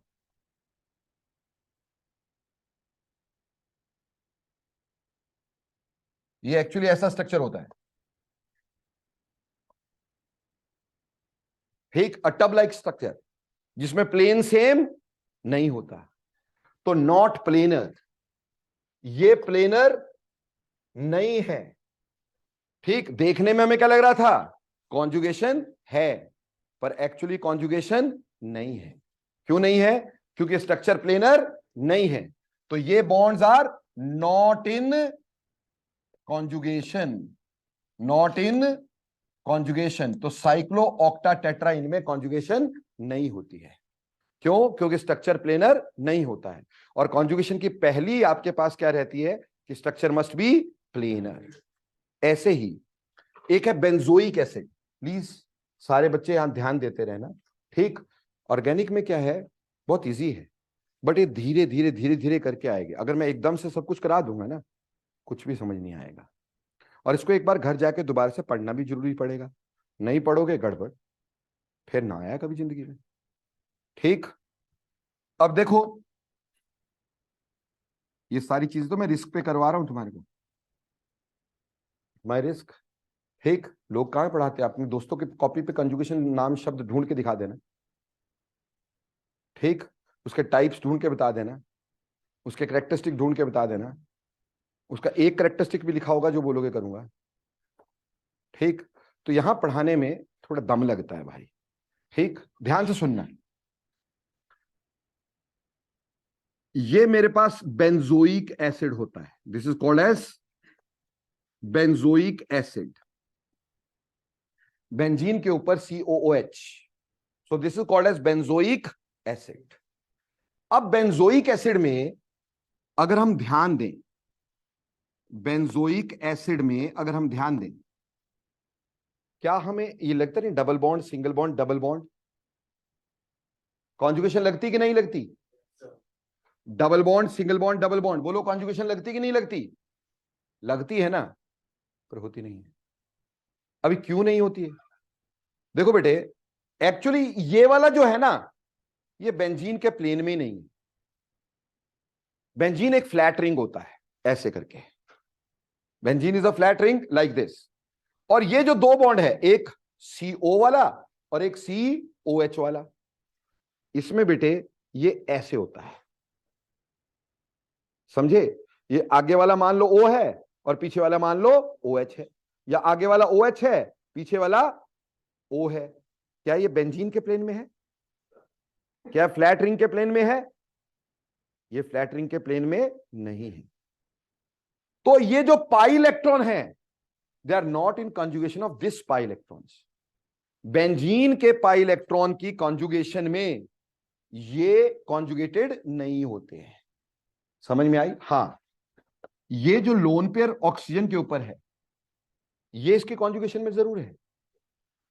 यहां के इलेक्ट्रॉन यहां, यहां के यहां, ये तो जा सकते हैं क्योंकि ये कॉन्जुगेशन में है। देखो, क्या ये सेम प्लेन में है कि नहीं? ये दोनों, अगले वाला पेन पिछले वाला पेन, एक ही प्लेन में है कि नहीं? तो इसमें तो कॉन्जुगेशन है। Double bond, double bond, single bond, lone pair, है कि नहीं? तो ये तो कॉन्जुगेशन में है। पर ये वाला पाई बॉन्ड देखने में हमें कैसे लग रहा है? कॉन्जुगेशन में, पर ये नहीं है। क्यों? Double bond, single bond, double bond लग रहा है कॉन्जुगेशन, पर ये प्लेन में नहीं। समझ में आई बात? तो बेंजोइक एसिड में ये जो ऊपर वाला पार्ट होता है, ये जो पार्ट होता है ये वाला, ये बेंजीन रिंग के प्लेन में नहीं होता। Not in the plane of benzene ring, not in the plane of benzene ring. इसलिए बेंजीन रिंग के पाई बॉन्ड के साथ ये कॉन्जुगेशन में नहीं होता। ये आपस में कॉन्जुगेशन में हो सकते क्योंकि सेम प्लेन में है, पर ये कॉन्जुगेशन में नहीं होता। अब इन दो केसेस में आपको तो कॉन्जुगेशन देखने में लग रही थी, बट एक्चुअली नहीं है ना। अब आप बोलोगे सर हमारे को क्या सपना आएगा बाकी सब मॉलिक्यूल्स में? नहीं बेटा, आपका हर एक्सेप्शन है क्लास में डील होगा, आपको उससे बाहर जाने की जरूरत ही नहीं है। उसके अलावा कोई मॉलिक्यूल ही नहीं होगा जिसमें ऐसा होता होगा जो मैं क्लास में करवा दूंगा। सो वो तुम्हें टेंशन ही नहीं लेनी सर कैसे होगा, कहां होगा। ये दो में होगा, ये दो ध्यान में रख लो। ऑक्टाटेट्राइन बेंजोइक एसिड में this pi bond is not in the conjugation of benzene ring, and COT के अंदर these pi bonds are not in conjugation because they are not in plane। तो पहली बात है, structure must be planar. Conjugation के लिए structure का planar होना जरूरी है। दो सिंगल बॉन्ड कभी इकट्ठे नहीं आएंगे। और दूसरी बात, इन दो में देखने में हमें सारे sp2 हाइब्रिडाइज लगते हैं, जेट इन दो में हमारे पास उस तरह से प्लेन नहीं होता है। ठीक, बाकी जहां पे भी होगा मैं बताता जाऊंगा, पर पहली बात समझ में आ गई तुम्हारे को? तो पहली बात हमारे पास क्या आनी चाहिए इसमें, कॉन्जुगेशन का सबसे पहला पॉइंट क्या है कि all conjugated positions must be in same plane. ये पहली बात। अब अगला करेक्टरिस्टिक, जी सर वहां पर दो जो अलग अलग पार्ट में डिवाइडेड था, तो दोनों में अपने अपने में कॉन्जुगेशन नहीं हो सकता। कैसे में बोला? जैसे जो बेंजीन रिंग है वहां पर वो भी तो अल्टरनेट बॉन्ड। हाँ, इसमें आपस में कॉन्जुगेशन है, मैं तो इन दो बॉन्ड्स की कॉन्जुगेशन की बात कर रहा हूं। इसके एंड में ये आपस में कॉन्जुगेटेड है, ये आपस में कॉन्जुगेटेड है, बट ये इसके साथ कॉन्जुगेटेड नहीं है। समझ में आ गई बात? ये वाला पाई बॉन्ड इसकी कॉन्जुगेशन में नहीं है, ये वाले आपस में कॉन्जुगेशन में है, ये और ये आपस में कॉन्जुगेशन में है, लेकिन ये वाला और ये वाला आपस में कॉन्जुगेटेड नहीं है। ठीक, हाँ जी, इसके स्पाइनल स्ट्रक्चर में अंदर एक रिंग और ओ और वहां सी के, हाँ जी, हाँ जी, वहां पर नहीं आएगी, बाकी जगह पार्शियल बॉन्ड। हाँ जी, हाँ जी, वो बताऊंगा आगे, अभी स्ट्रक्चर बनाएंगे अभी आगे, अभी तो सिर्फ हमारे को कैरेक्टरिस्टिक ही पढ़ने। तो बोलो बेटा, क्लियर हो गया यहां तक? Not at all. अगर रेजोनेटिंग होता तो गोला लगाता वहां पर। रेजोनेंस कैसे हो सकती जब इसमें प्लेनरिटी नहीं है? जब कॉन्जुगेशन ही नहीं तो रेजोनेंस कहां से आएगी? मेरे बच्चे, कैनोनिकल तब बनाएंगे अगर रेजोनेंस हो रही होगी, रेजोनेंस ही नहीं हो रही तो कैनोनिकल क्यों बनाएगी? स्ट्रक्चर तो एज इट इज ही है, इसमें एक बॉन्ड लंबा होता है, एक छोटा होता है। ये देख नहीं रहे हो, यहाँ पे एक बॉन्ड क्या बनाया, छोटा एक लंबा। ठीक, तो वो तो है ही है। तो इसमें बॉन्ड लेंथ बराबर नहीं हुई है क्योंकि इसमें रेजोनेंस नहीं है। ठीक है जी, कॉन्जुगेशन तो रेजोनेंस की कंडीशन है ना। अगर रेजोनेंस तब होगी अगर कॉन्जुगेशन होगी, इधर कॉन्जुगेशन ही नहीं है क्योंकि स्ट्रक्चर प्लेनर नहीं है, तो रेजोनेंस कैसे होगी? कैनोनिकल स्ट्रक्चर क्यों आएंगे? कैनोनिकल स्ट्रक्चर क्या होते हैं? किसी रेजोनेटिंग स्ट्रक्चर को एक्सप्लेन करने के लिए कि इसमें कैसे फ्लो हो रहा है, उसके हाइपोथेटिकल स्ट्रक्चर। अब इसमें रेजोनेंस ही नहीं तो मैं हाइपोथेटिकल स्ट्रक्चर बनाऊंगा क्यों? जो चीज हो ही नहीं रही उसके लिए बनाऊंगा क्यों? ठीक, अब पहली बात हो गई। दूसरी बात, मान लो अगर कॉन्जुगेट पोजीशन पे दो पाई बॉन्ड हो, ठीक, कॉन्जुगेट पोजीशन पे दो पाई बॉन्ड हो, if any conjugate position has more than one pi bond, दूसरा इसका लॉ है, if any conjugate position, if any conjugate position have more than one pi bond, then only one pi bond is the part of conjugation, is the part of conjugation. अगर हमारे पास conjugate position में एक से ज्यादा double bond से ज्यादा triple bond है, एक से ज्यादा बॉन्ड्स हैं, तो सिर्फ एक पाई बॉन्ड ही कॉन्जुगेशन का पार्ट होगा, दूसरा नहीं होगा। जैसे समझो, मान लो मॉलिक्यूल है CH2 double bond, CH single bond, C triple bond N।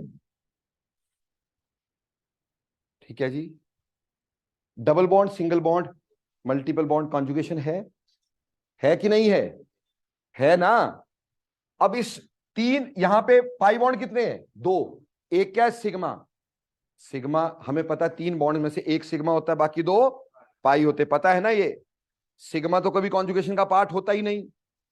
इन पाई में से भी सिर्फ एक कॉन्जुगेशन का पार्ट है, पार्ट ऑफ कॉन्जुगेशन, और दूसरा कॉन्जुगेशन का पार्ट नहीं है, नॉट इन कॉन्जुगेशन। अगर आपके पास एक से ज्यादा पाई बॉन्ड है तो एक ही कॉन्जुगेट का पार्ट है, एक ही कॉन्जुगेशन का पार्ट है, दूसरा नहीं है। बहुत सिंपल। ऐसा क्यों? पाई बॉन्ड ऐसे बनते ना, ऐसे साइड वाइड ओवरलैप से। अगर एक ऐसे साइड वाइज बना तो दूसरा ऐसे साइड वाइज बनेगा कि नहीं? कि दोनों एक ही जगह पे बन जाएंगे। एक अगर ऐसे बनेगा तो एक ऐसे बनेगा ना, तो एक अगर प्लेन में तो दूसरा प्लेन में हो सकता है क्या? हो ही नहीं सकता। तो सिंपल बात यह है कि अगर एक से ज्यादा पाई बॉन्ड हुआ तो एक ही पाई बॉन्ड कॉन्जुगेशन का पार्ट है, दूसरा पाई बॉन्ड कॉन्जुगेशन का पार्ट नहीं होता है। बोलो क्लियर? तो इसमें कितने कॉन्जुगेशन के ये कॉन्जुगेशन का पार्ट है इस डबल बॉन्ड के साथ, बाकी एक पार्ट नहीं है। वो पाई बॉन्ड जरूर है बट वो कॉन्जुगेशन का पार्ट नहीं होता। बोलो क्लियर? समझ में आया? ठीक, अगर मैं तुमसे पूछूं इसमें कितने इलेक्ट्रॉन्स कॉन्जुगेशन में पार्टिसिपेट कर रहे हैं, तो आप क्या बोलोगे? 1 2 3 4, ओनली 4 कॉन्जुगेशन में पार्टिसिपेट कर रहे हैं। हालांकि पाई बॉन्ड यहां पे और भी है, पर पार्टिसिपेट सिर्फ कितने कर रहे हैं? 4। बोलो क्लियर? अगली बात, अगली बात, अगर मान लो हमारे पास कॉन्जुगेट एटम में मोर देन वन लोन पेयर हो, कॉन्जुगेट एटम में मोर देन वन लोन पेयर हो, तो सिर्फ एक लोन पेयर कॉन्जुगेशन का पार्ट है, दूसरा कॉन्जुगेशन का पार्ट नहीं है। क्या बोला? If conjugated atom, conjugated atom have more than one lone pair, if conjugated atom have more than one lone pair, then only one lone pair, one lone pair is in conjugation. अगर हमारे पास conjugated atom में मोर से एक से ज्यादा loan pair है तो सिर्फ एक ही कॉन्जुगेशन का पार्ट होगा, उससे ज्यादा नहीं, क्योंकि एक ही प्लेन में होगा, बाकी प्लेन में नहीं होंगे। जैसे समझो CH2 double bond, CH single bond, Cl, और यहां पे 3 लोन पेयर। ठीक, अब 3 में से सिर्फ एक ही कॉन्जुगेशन में है, ओनली वन इन कॉन्जुगेशन। ठीक है जी, और बाकी नॉट इन कॉन्जुगेशन, बाकी कॉन्जुगेशन का पार्ट नहीं है, ये दोनों कॉन्जुगेशन का पार्ट नहीं है। समझ में आई बेटा बात? बेटा जो इलेक्ट्रॉन्स कॉन्जुगेशन के पार्ट होते हैं उनको पाई इलेक्ट्रॉन्स बोला जाता है। क्या बोला जाता है? तो ये तो पाई है, ये 2 इलेक्ट्रॉन तो पाई है, और बाकी ये 2 इलेक्ट्रॉन इसके भाई हैं, सिग्मा इलेक्ट्रॉन है। ये कैसे है? Sigma electron. जो कॉन्जुगेशन का पार्ट नहीं है वो कैसे हैं? सिग्मा इलेक्ट्रॉन्स है। बोलो समझ में आया? बेटा इसके ऊपर बहुत बड़ी चीज आगे डिस्कस करेंगे, एरोमेटिसिटी, तो ध्यान देना अभी से। मान लो मैं तुमसे ऐसे बोलता हूं,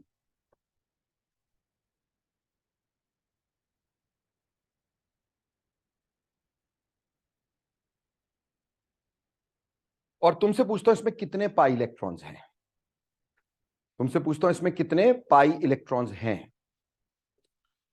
देखो बेटा, 2 लोन पेयर में से एक कॉन्जुगेशन का पार्ट है, 2 लोन पेयर है तो एक कॉन्जुगेशन का पार्ट है कि नहीं? तो जो कॉन्जुगेशन का पार्ट है वो क्या है? पाई है, और ये कौन से हैं? सिग्मा है। तो इसमें टोटल पाई कितने हुए? 1 2 3 4 5 6, तो इसमें 6 पाई इलेक्ट्रॉन हुए।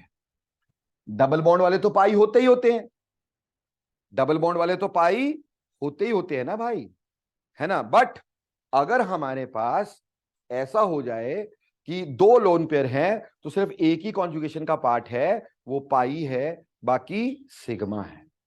बात समझ में आई कि नहीं आई? जैसे बेटे अगर मैं तुमसे पूछूं कि मेरे पास ये कुछ स्पीशीज दे रखी हैं, ध्यान देते रहना, यहां समझते रहना। यहां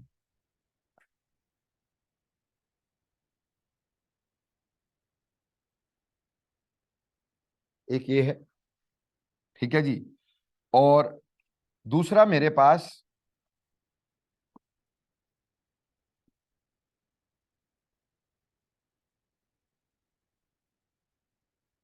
ये है, ठीक है, और तीसरा मेरे पास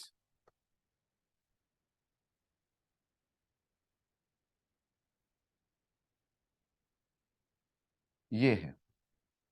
मैंने इसमें पूछा सभी में मेरे को बताओ पाई इलेक्ट्रॉन्स कितने हैं। क्या पूछा?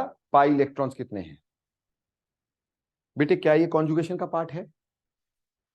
Double bond, single bond, lone pair conjugation का पार्ट है ना? तो क्या ये पाई है? 1 2 3 4 5 6, कितने हो गए? 6 पाई इलेक्ट्रॉन हो गए कि नहीं हो गए? इसमें 2 है, 2 में से कॉन्जुगेशन का पार्ट कितना है? 1, तो 1 2 3 4 5 6, तो यहां पे भी 6 पाई इलेक्ट्रॉन हो गए। बोलो यहां पे भी 6 पाई इलेक्ट्रॉन हो गए कि नहीं? कहां जा रहा हूं यार, आगे चला गया काफी। यहां पे 6 पाई इलेक्ट्रॉन हो गए बेटा। There are 6 pi electrons. इसमें कितने पाई इलेक्ट्रॉन है? क्या ये कॉन्जुगेशन का पार्ट है? ये तो कॉन्जुगेशन का पार्ट ही नहीं, क्योंकि यहां पे 2 सिंगल बॉन्ड, कॉन्जुगेशन तो है ही नहीं। तो यहां पे सिर्फ यही कॉन्जुगेशन का पार्ट है, यानी कॉन्जुगेशन है ही नहीं बेसिकली। तो पाई इलेक्ट्रॉन कितने हैं यहां पर? 2। तो बेटा मैंने आपको यहां क्या बताना चाहा? यह बताना चाहा कि अगर किसी कॉन्जुगेट एटम पे एक से ज्यादा लोन पेयर है तो सिर्फ एक ही कॉन्जुगेशन का पार्ट है, बाकी कॉन्जुगेशन का पार्ट नहीं होते। ठीक इस वजह से हमारे पास ये वाला जो होगा, ये तो हमारे पास क्या होगा? 3 में से पाई 1, बाकी 2 सिग्मा। ठीक, यहां पे 2 थे, 1 पाई और 1 सिग्मा। बोलो समझ में आता है? अगर एक से ज्यादा पेयर होंगे तो सिर्फ एक ही कॉन्जुगेशन का पार्ट है, दूसरा कॉन्जुगेशन का पार्ट नहीं होता। हाँ जी जनाब, कहां नहीं है? यहां ये नहीं है laddu, double bond single bond lone pair. हाँ, गलत साइड ही क्यों नजर जाती? Double bond single bond lone pair है नहीं, कॉन्जुगेशन का पार्ट है। ठीक, तो बोलो क्लियर हो गया कि नहीं हो गया? तो हमने बोला कि अगर हमारे पास एक से ज्यादा लोन पेयर है तो एक ही कॉन्जुगेशन का पार्ट है, दूसरा कॉन्जुगेशन का पार्ट नहीं होता। बात समझ में आई? क्लियर? अगली बात देखते हैं, बहुत इंपॉर्टेंट, ये स्पेसिफिकली लिख लेना, बहुत इंपॉर्टेंट। इसके आगे 2-3 स्टार लगा के लिख देना भाई, ये बहुत इंपॉर्टेंट पॉइंट बता रहा हूं मैं तुम्हें। अगला point, if any conjugate atom, if any conjugate atom, if any conjugate atom has pi bond and any of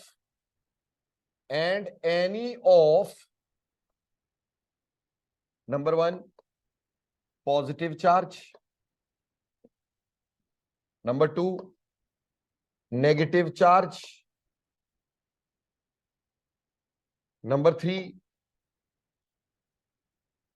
odd electron, number 4 lone pair, then only pi bond is the part of conjugation.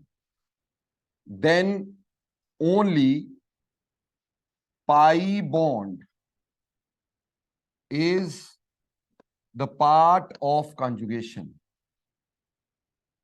Part of conjugation मतलब क्या है कि अगर किसी atom के साथ जुड़ा हुआ पाई बॉन्ड कॉन्जुगेशन में है तो उसके ऊपर पड़ी हुई और कोई भी चीज कॉन्जुगेशन में नहीं होगी।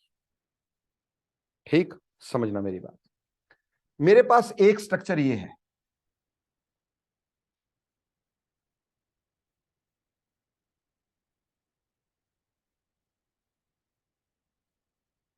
इसको बोलते हैं बेटा पाइरिडीन।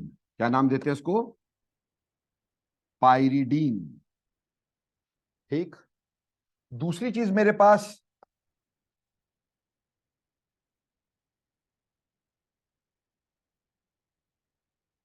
ये है, इसको बोलते हैं पाइरोल। एक पाइरिडीन, दूसरा पाइरोल। तुमसे पूछा इन दोनों में पाई इलेक्ट्रॉन्स बताओ। क्या पूछा? पाई इलेक्ट्रॉन्स बताओ, दोनों में से किस में कितने पाई इलेक्ट्रॉन है ये आपने बताने हैं। देखो बच्चे, इस केस में नाइट्रोजन से जुड़ा हुआ पाई बॉन्ड क्या कॉन्जुगेशन में है? Double bond single bond double bond क्या ये कॉन्जुगेशन में नहीं है? मैंने पूछा नाइट्रोजन के साथ जुड़ा हुआ डबल बॉन्ड क्या कॉन्जुगेशन में है कि नहीं है? अगर ये डबल बॉन्ड कॉन्जुगेशन में है तो ये जो लोन पेयर है ये नॉट इन कॉन्जुगेशन, ये कॉन्जुगेशन का पार्ट नहीं है, इसलिए ये मूव नहीं करेगा, ये अपनी जगह पे खड़ा रहेगा। इसको बोलेंगे लोकेलाइज्ड, क्योंकि मूव तो वही करता है जो कॉन्जुगेशन में होता है, रिजोनेंस में होता है। ये लोकेलाइज्ड हो गया, अपनी जगह पे खड़ा हो गया। और होगा कैसा? सिग्मा होगा कैसा, सिग्मा। अगर किसी एटम के साथ जुड़ा हुआ डबल बॉन्ड कॉन्जुगेशन में है, अगर किसी एटम के साथ जुड़ा हुआ डबल बॉन्ड कॉन्जुगेशन में है, तो उसके ऊपर पड़ा हुआ lone pair, positive charge, negative charge, ये कोई भी चीज कॉन्जुगेशन में नहीं होती, देन सिर्फ double bond is in conjugation. इस केस में क्या नाइट्रोजन के साथ कोई डबल बॉन्ड है? नहीं है ना बेटा। और क्या इसका लोन पेयर कॉन्जुगेशन में दिख रहा है? So this is in conjugation. ये कॉन्जुगेशन में है, कॉन्जुगेशन में है तो क्या है, पाई इलेक्ट्रॉन है, और ये अब मूव करता रहेगा, यहां के इलेक्ट्रॉन यहां जाएंगे, यहां का यहां ऐसे जाएंगे ना, तो ये डीलोकेलाइज्ड है। ये कैसा है, डीलोकेलाइज्ड है। डीलोकेलाइज यानी अपनी जगह पे खड़ा हुआ नहीं है। जो लोन पेयर या जो इलेक्ट्रॉन कॉन्जुगेशन में होता है वो डीलोकेलाइज्ड कहलाता है, और जो कॉन्जुगेशन में नहीं होता है वो लोकेलाइज्ड, अपनी जगह पे खड़ा हुआ होता है। दोनों में नाइट्रोजन में लोन पेयर था कि नहीं? पर इसका पाई बॉन्ड कॉन्जुगेशन में था, इसलिए इसका लोन पेयर कॉन्जुगेशन में नहीं होगा। अगर किसी एटम के साथ जुड़ा हुआ पाई बॉन्ड कॉन्जुगेशन में है, तो उसके ऊपर जुड़ा हुआ lone pair, positive charge, negative charge, odd electron, कोई भी कॉन्जुगेशन का पार्ट नहीं होता है। बोलो मेरी बात समझ में आई? तो बोलो इसमें कितने पाई इलेक्ट्रॉन हुए इस हिसाब से? There are only 6 pi electrons in this, that is 1 2 3 4 5 and 6. And how many pi electrons are there here? 1 2 3 4 5 and 6. तो यहां पे भी 6 पाई इलेक्ट्रॉन हुए कि नहीं हुए? हाँ जी, क्योंकि इसका लोन पेयर कॉन्जुगेशन में था, इसका कॉन्जुगेशन में नहीं था। अगर किसी एटम के साथ जुड़ा हुआ पाई बॉन्ड कॉन्जुगेशन में है, तो और कोई भी चीज कॉन्जुगेशन में नहीं होगी। बोलो क्लियर? थोड़ा सा एक क्वेश्चन दूं तुम्हें, थोड़ा समझने की कोशिश करना, ठीक?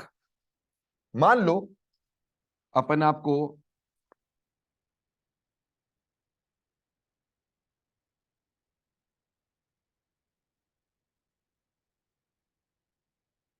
कुछ ऐसा मॉलिक्यूल दे रहे हैं, ठीक? ध्यान देना, ये इस तरह का नहीं है। इसमें कितने एटम है? 1 2 3 4 5 6 और 7वां नाइट्रोजन है। इसमें 6 एटम्स का रिंग था, ये 7 एटम का रिंग है। ऐसे ही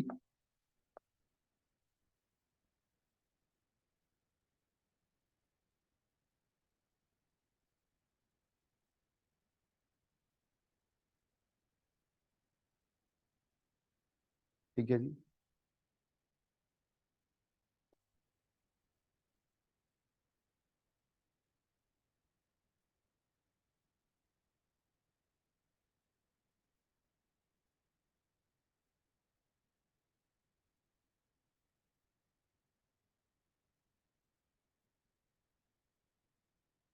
अब मैंने तुमसे इसमें पूछा है पाई इलेक्ट्रॉन्स बताओ। क्या पूछा है? पाई इलेक्ट्रॉन्स बताओ। इन तीनों में मैंने तुमसे पाई इलेक्ट्रॉन पूछे हैं, किसमें कितने पाई इलेक्ट्रॉन है ये पूछे हैं, ठीक? तो बताओ इसमें कितने पाई इलेक्ट्रॉन होंगे? क्या ये कॉन्जुगेशन का पार्ट है? क्या ये कॉन्जुगेशन का पार्ट है? तो इसको क्या बोलेंगे? ठीक, लोकेलाइज्ड है, क्योंकि इसका पाई बॉन्ड कॉन्जुगेशन में है। तो 1 2 3 4 5 6, हाउ मेनी?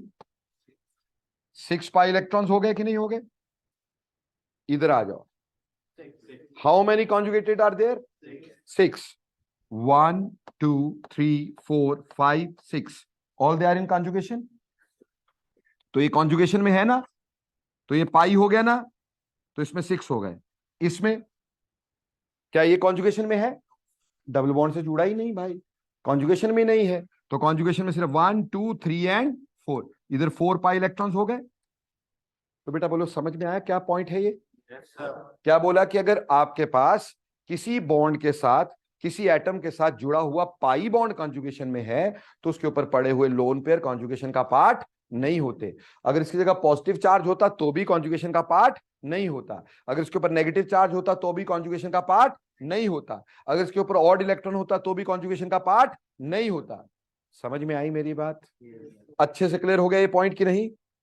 ठीक, अगला लिखना है, वेरी वेरी इंपॉर्टेंट। एक अगला पॉइंट इसका, अगला पॉइंट है if lone pairs, if lone pairs positive charge, negative charge,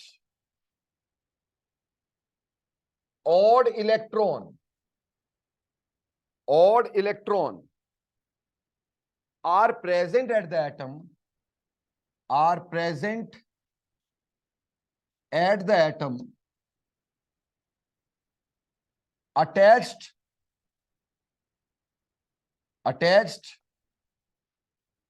to benzene ring, attached to benzene ring, attached to benzene ring, ठीक, then they are in conjugation with all three bonds of benzene, then they are in conjugation with all three bonds of benzene। मतलब समझते हैं अपन लोग? मान लो मेरे पास benzene ring के ऊपर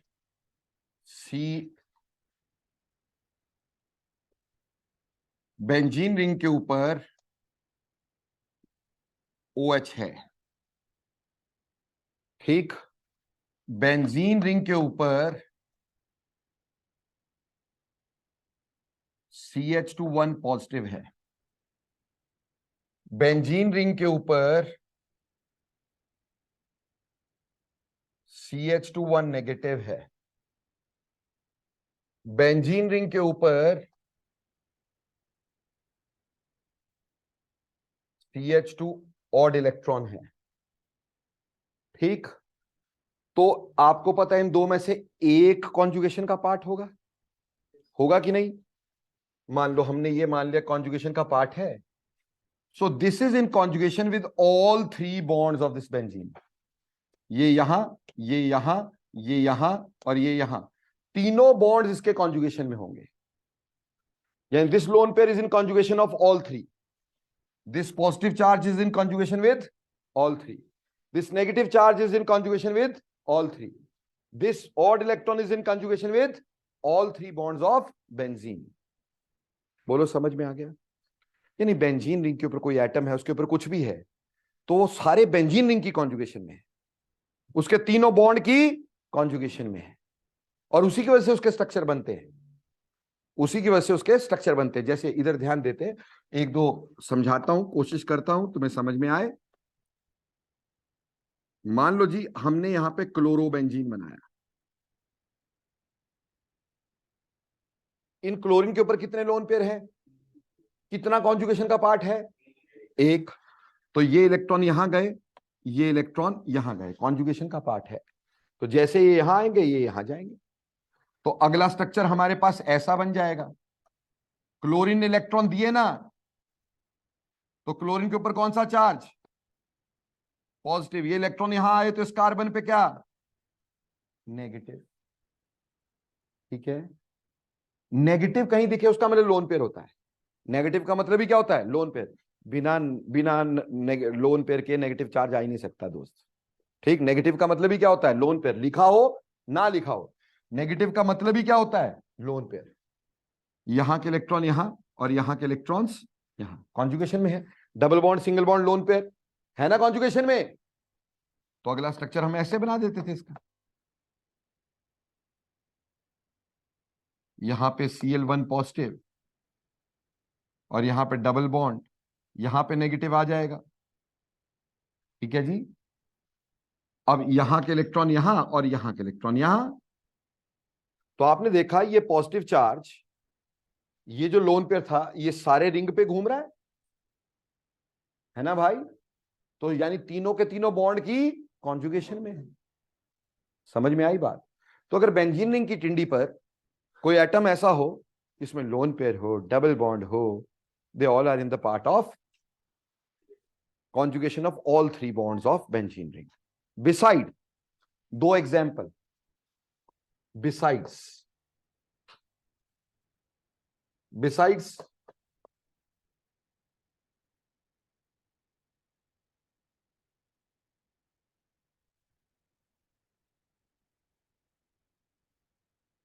beside this, बता दिया था आपको मैंने ये कि this is not in conjugation of benzene ring. बोलो, बताया था कि नहीं? क्यों नहीं था ये बेंजीन रिंग की कॉन्जुगेशन में?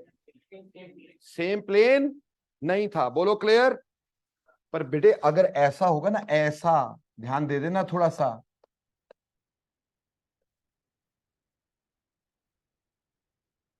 तो 100% कॉन्जुगेशन है। तो ये कॉन्जुगेशन में है, यहां के यहां और यहां के यहां।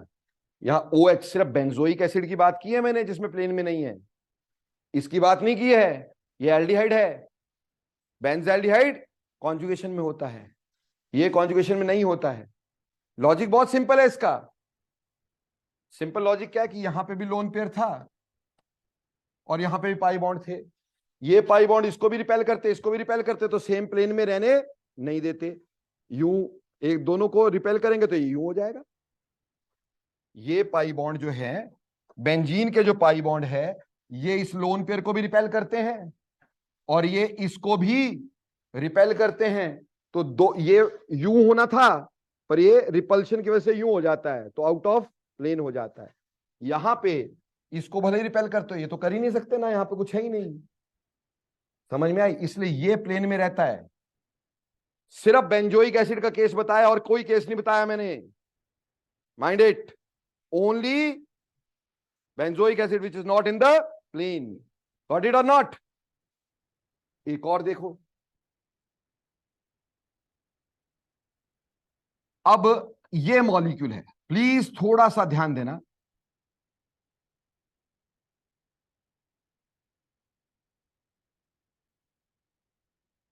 वैसे इसको एनीलीनियम आयन बोलते हैं, एनीलीनियम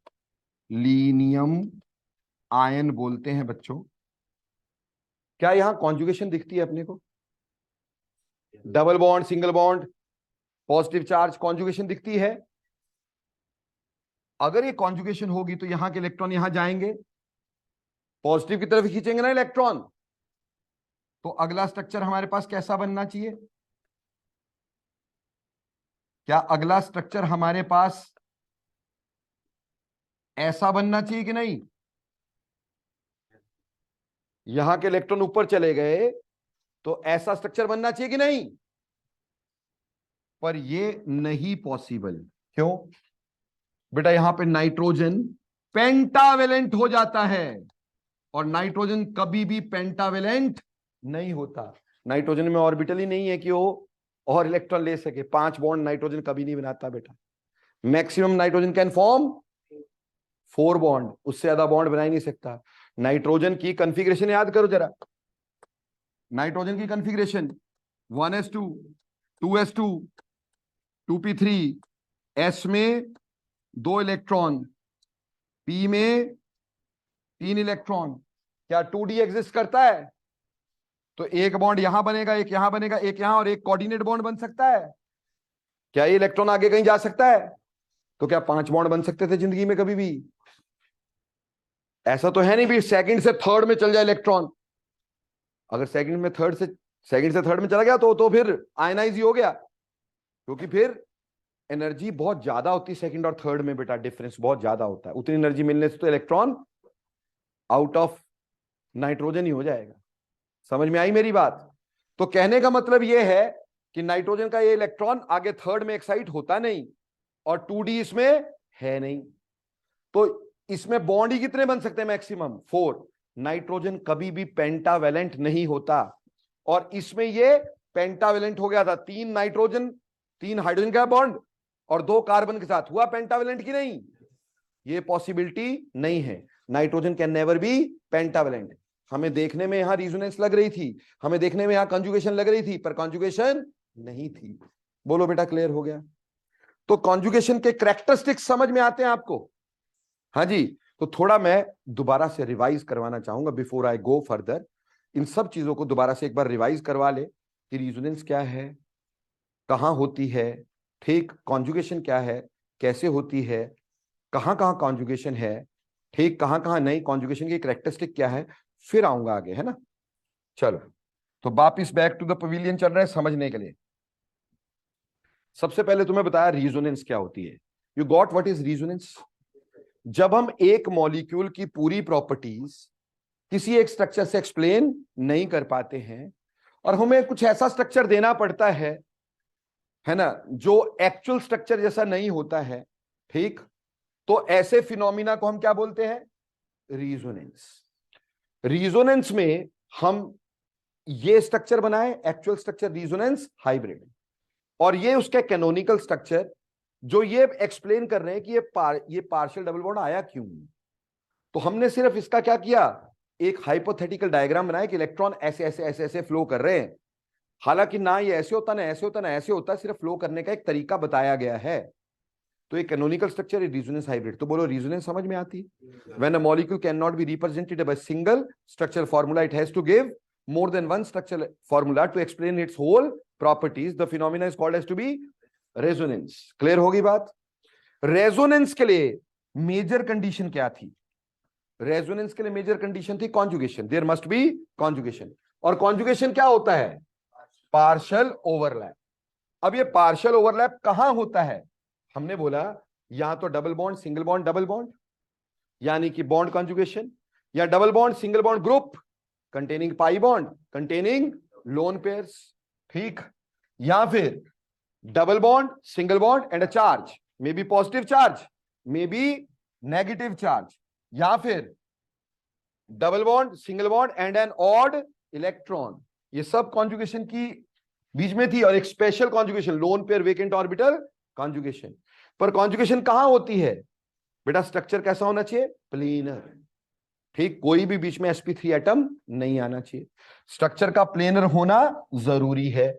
उसमें मैंने कॉट और बेंजोइक एसिड का एग्जांपल दिया कि देखने में हमें क्या लग रहा है, कॉन्जुगेशन है, बट एक्चुअली कॉन्जुगेशन नहीं है, क्योंकि ये स्ट्रक्चर्स प्लेनर नहीं है। बोलो क्लियर? उसके बाद हमने क्या पढ़ा? खाली पढ़ा नहीं, क्लियर ऑल नहीं कर देना, और कहीं सब कुछ ही क्लियर हो जाए। फिर एनी कॉन्जुगेट पोजीशन है more than one pi bond, then only one pi bond is the part of conjugation, other is not in the part of conjugation. If conjugate atom has more than one lone pair, only one lone pair is the part of conjugation, others are not on the part of conjugation. और conjugation वाले electron क्या कहलाते हैं? Pi electrons. बाकी बचे हुए क्या कहलाते हैं? Sigma electrons. conjugation वाले इलेक्ट्रॉन कैसे होते हैं? डीलोकलाइज्ड। और जो नॉन कॉन्जुगेटेड होते हैं वो कैसे होते हैं? लोकलाइज्ड। ठीक, उसके बाद आपको बोला कि अगर कॉन्जुगेट पोजीशन में जो एटम है उसका पाई बॉन्ड कॉन्जुगेशन में है, अगर उसका पाई बॉन्ड कॉन्जुगेशन में, तो उस पर पड़ा हुआ lone pair, positive charge, negative charge, odd electron, वो कोई भी कॉन्जुगेशन का पार्ट नहीं होते हैं। ठीक, ये एग्जांपल्स मैंने क्लियर करवाए थे तुम्हारे को, उम्मीद करता हूं समझ में आए। एंड लास्टली हमने क्या बोला? लास्टली हमने बोला अगर लोन पेयर या कोई पॉजिटिव चार्ज या कोई नेगेटिव चार्ज या कोई ऑड इलेक्ट्रॉन या कोई डबल बॉन्ड बेंजीन रिंग के टिंडी पर हैं, so they will be in the conjugation of all three bonds of benzene, which give rise to resonating structures of benzene. Clear? But उसमें benzoic acid का case और anilinium ion का case. Benzoic acid का पहले समझ गए थे कि ये प्लेन में नहीं है। एनिलीनियम का भी समझे कि नाइट्रोजन कैसा होता है? पेंटावैलेंट होता है ना। अगर ऐसा बन जाए तो कैसा हो जाता है? पेंटावैलेंट। इसलिए ये एग्जिस्ट नहीं करता है, इसलिए यहां पे कॉन्जुगेशन नहीं होती, हालांकि देखने में हमें कॉन्जुगेशन लगती है। बोलो बेटा, कॉन्जुगेशन समझ में आई अभी? हाँ जी बेटा।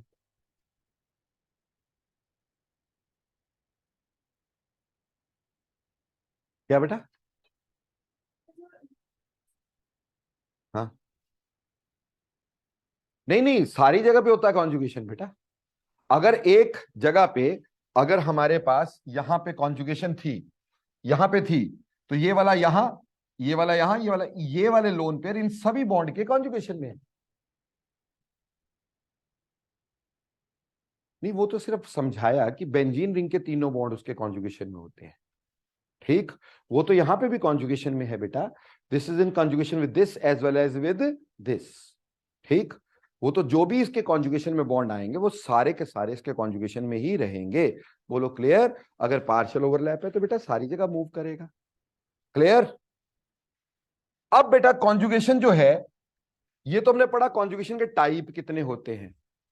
अब on the basis of flow of electron conjugation के टाइप कैसे होते हैं? On the basis of flow of electrons, type of conjugation, on the basis of flow of electron, type of conjugation, flow of electron के basis पे conjugation के types. बेटा दो तरह के टाइप होते हैं on the basis of flow of conjugation, flow of electron. ठीक, पहला होता है जिसको बोलते हैं एक्सटेंडेड कंजुगेशन, एक्सटेंडेड कॉन्जुगेशन। और दूसरा होता है बेटा जिसको बोलते हैं हम लोग क्रॉस कंजुगेशन, क्रॉस कॉन्जुगेशन। बेटे जो भी चीजें यहां समझा रहा हूं ना, सारी आगे यूज होनी है, ये सारा बेसिक कॉन्सेप्ट है। ठीक, तो पहले एक्सटेंडेड कंजुगेशन क्या है? If flow of electrons are in the same direction, अगर फ्लो ऑफ इलेक्ट्रॉन सारे मॉलिक्यूल में सेम डायरेक्शन में हो तो उसको एक्सटेंडेड कंजुगेशन बोलते हैं। If flow of electrons is in same direction in all molecule, उसको एक्सटेंडेड कंजुगेशन बोलते हैं। जैसे प्यारे बच्चों,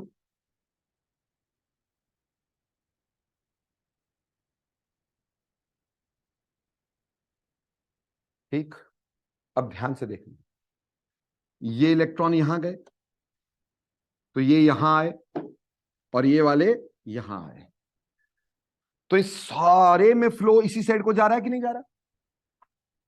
सारे में फ्लो एक ही साइड को जा रहा है कि नहीं जा रहा है? तो दिस इज एक्सटेंडेड कंजुगेशन। जैसे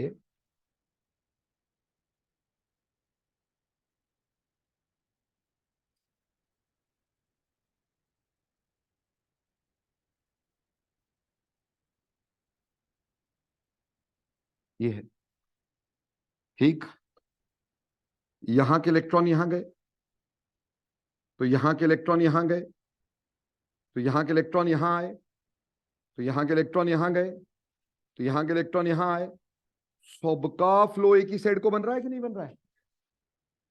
सो this all is called as extended conjugation.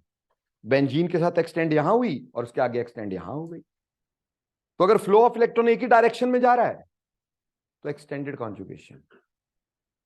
Cross conjugation में क्या होता है कि if flow of electron in different directions, in different directions,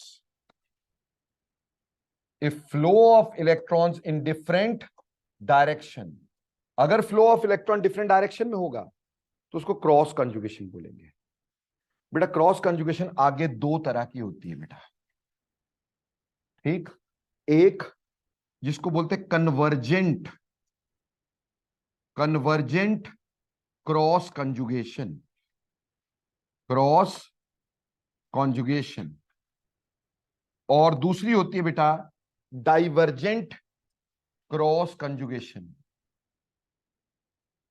divergent cross conjugation. एक कन्वर्जेंट और एक डाइवर्जेंट, समझो ध्यान से, कोई भी ज्यादा मुश्किल काम नहीं है, ध्यान से समझना। हमारे पास मॉलिक्यूल है CH2 double bond CH1 positive OCH3। ठीक है बच्चे, ये इलेक्ट्रॉन पॉजिटिव की तरफ जाएंगे कि नहीं जाएंगे? और यहां पे जो लोन पेयर्स हैं, क्या ये भी पॉजिटिव की तरफ जाएंगे कि नहीं जाएंगे? दो डिफरेंट डायरेक्शन में आ रहा है कि नहीं? एक जगह फ्लो ऑफ इलेक्ट्रॉन यहां, एक जगह यहां, पर एक ही जगह पे कन्वर्ज हो रहा है कि नहीं? तो इसको क्या बोलेंगे अपन? Convergent cross conjugation. क्या बोलेंगे? Convergent cross conjugation.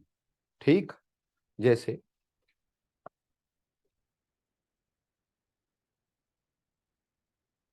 यहां नेगेटिव चार्ज, ठीक, यहां पे भी नेगेटिव चार्ज मान, ठीक, यहां के इलेक्ट्रॉन यहां, यहां के इलेक्ट्रॉन यहां, इसी तरह से यहां के इलेक्ट्रॉन यहां, यहां के इलेक्ट्रॉन यहां। अब जो फ्लो ऑफ इलेक्ट्रॉन है, यहां से भी यहां हो रहा है और यहां से भी, दो ऑपोजिट डायरेक्शन हो रहा है कि नहीं हो रहा है? बट एक ही जगह पे इकट्ठा हो रहा है कि नहीं? तो इसको कन्वर्जेंट बोलते हैं। उससे फर्क क्या होता है कि इसकी रिलीजिंग पावर को ये कम कर देगा और इसकी रिलीजिंग पावर को ये कम कर देगा।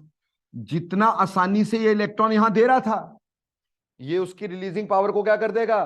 कम कर देगा भाई। है ना? अरमान को पैसों की बहुत जरूरत है।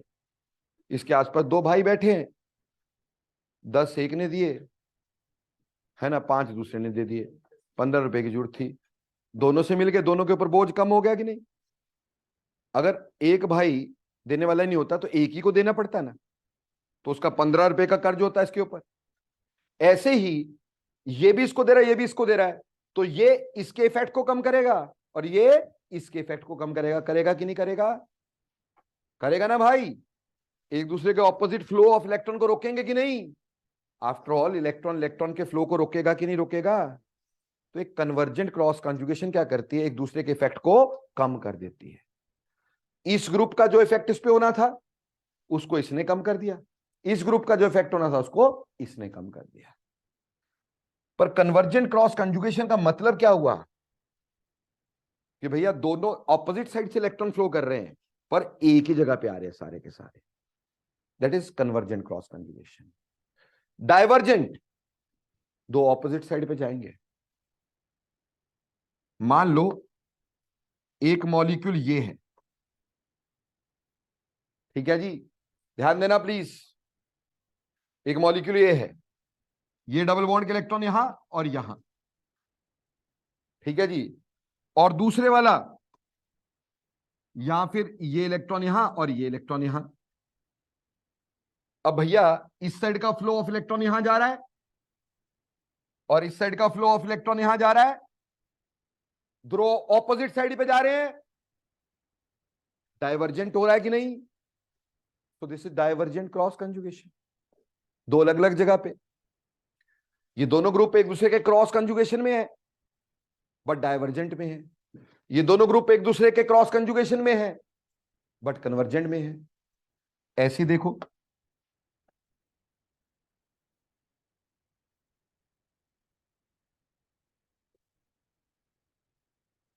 नेगेटिव चार्ज मतलब लोन पेयर ना। अब बेटे इसके इलेक्ट्रॉन यहां से यहां, यहां से यहां भी जा सकते, जा सकते कि नहीं जा सकते? और यही इलेक्ट्रॉन्स यहां से यहां और यहां से यहां भी जा सकते कि नहीं जा सकते? इस साइड का फ्लो इधर को जा रहा है और इस साइड का फ्लो इधर को जा रहा है, दो ऑपोजिट साइड को जा रहा है कि नहीं जा रहा है? और वो भी दूर दूर जा रहे हैं, तो क्या हो गया? डाइवर्जेंट।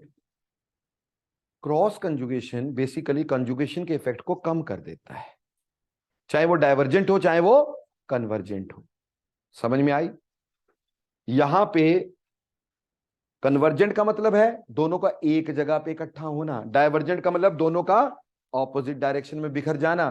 पर है तो ये दोनों क्या है? क्रॉस कंजुगेशन, क्योंकि इसमें फ्लो ऑफ इलेक्ट्रॉन अलग अलग डायरेक्शन में है। अगर फ्लो ऑफ इलेक्ट्रॉन एक ही डायरेक्शन में होते हैं तो उसको क्या बोलते हैं? Extended conjugation. उससे कंजुगेशन का इफेक्ट बढ़ता है।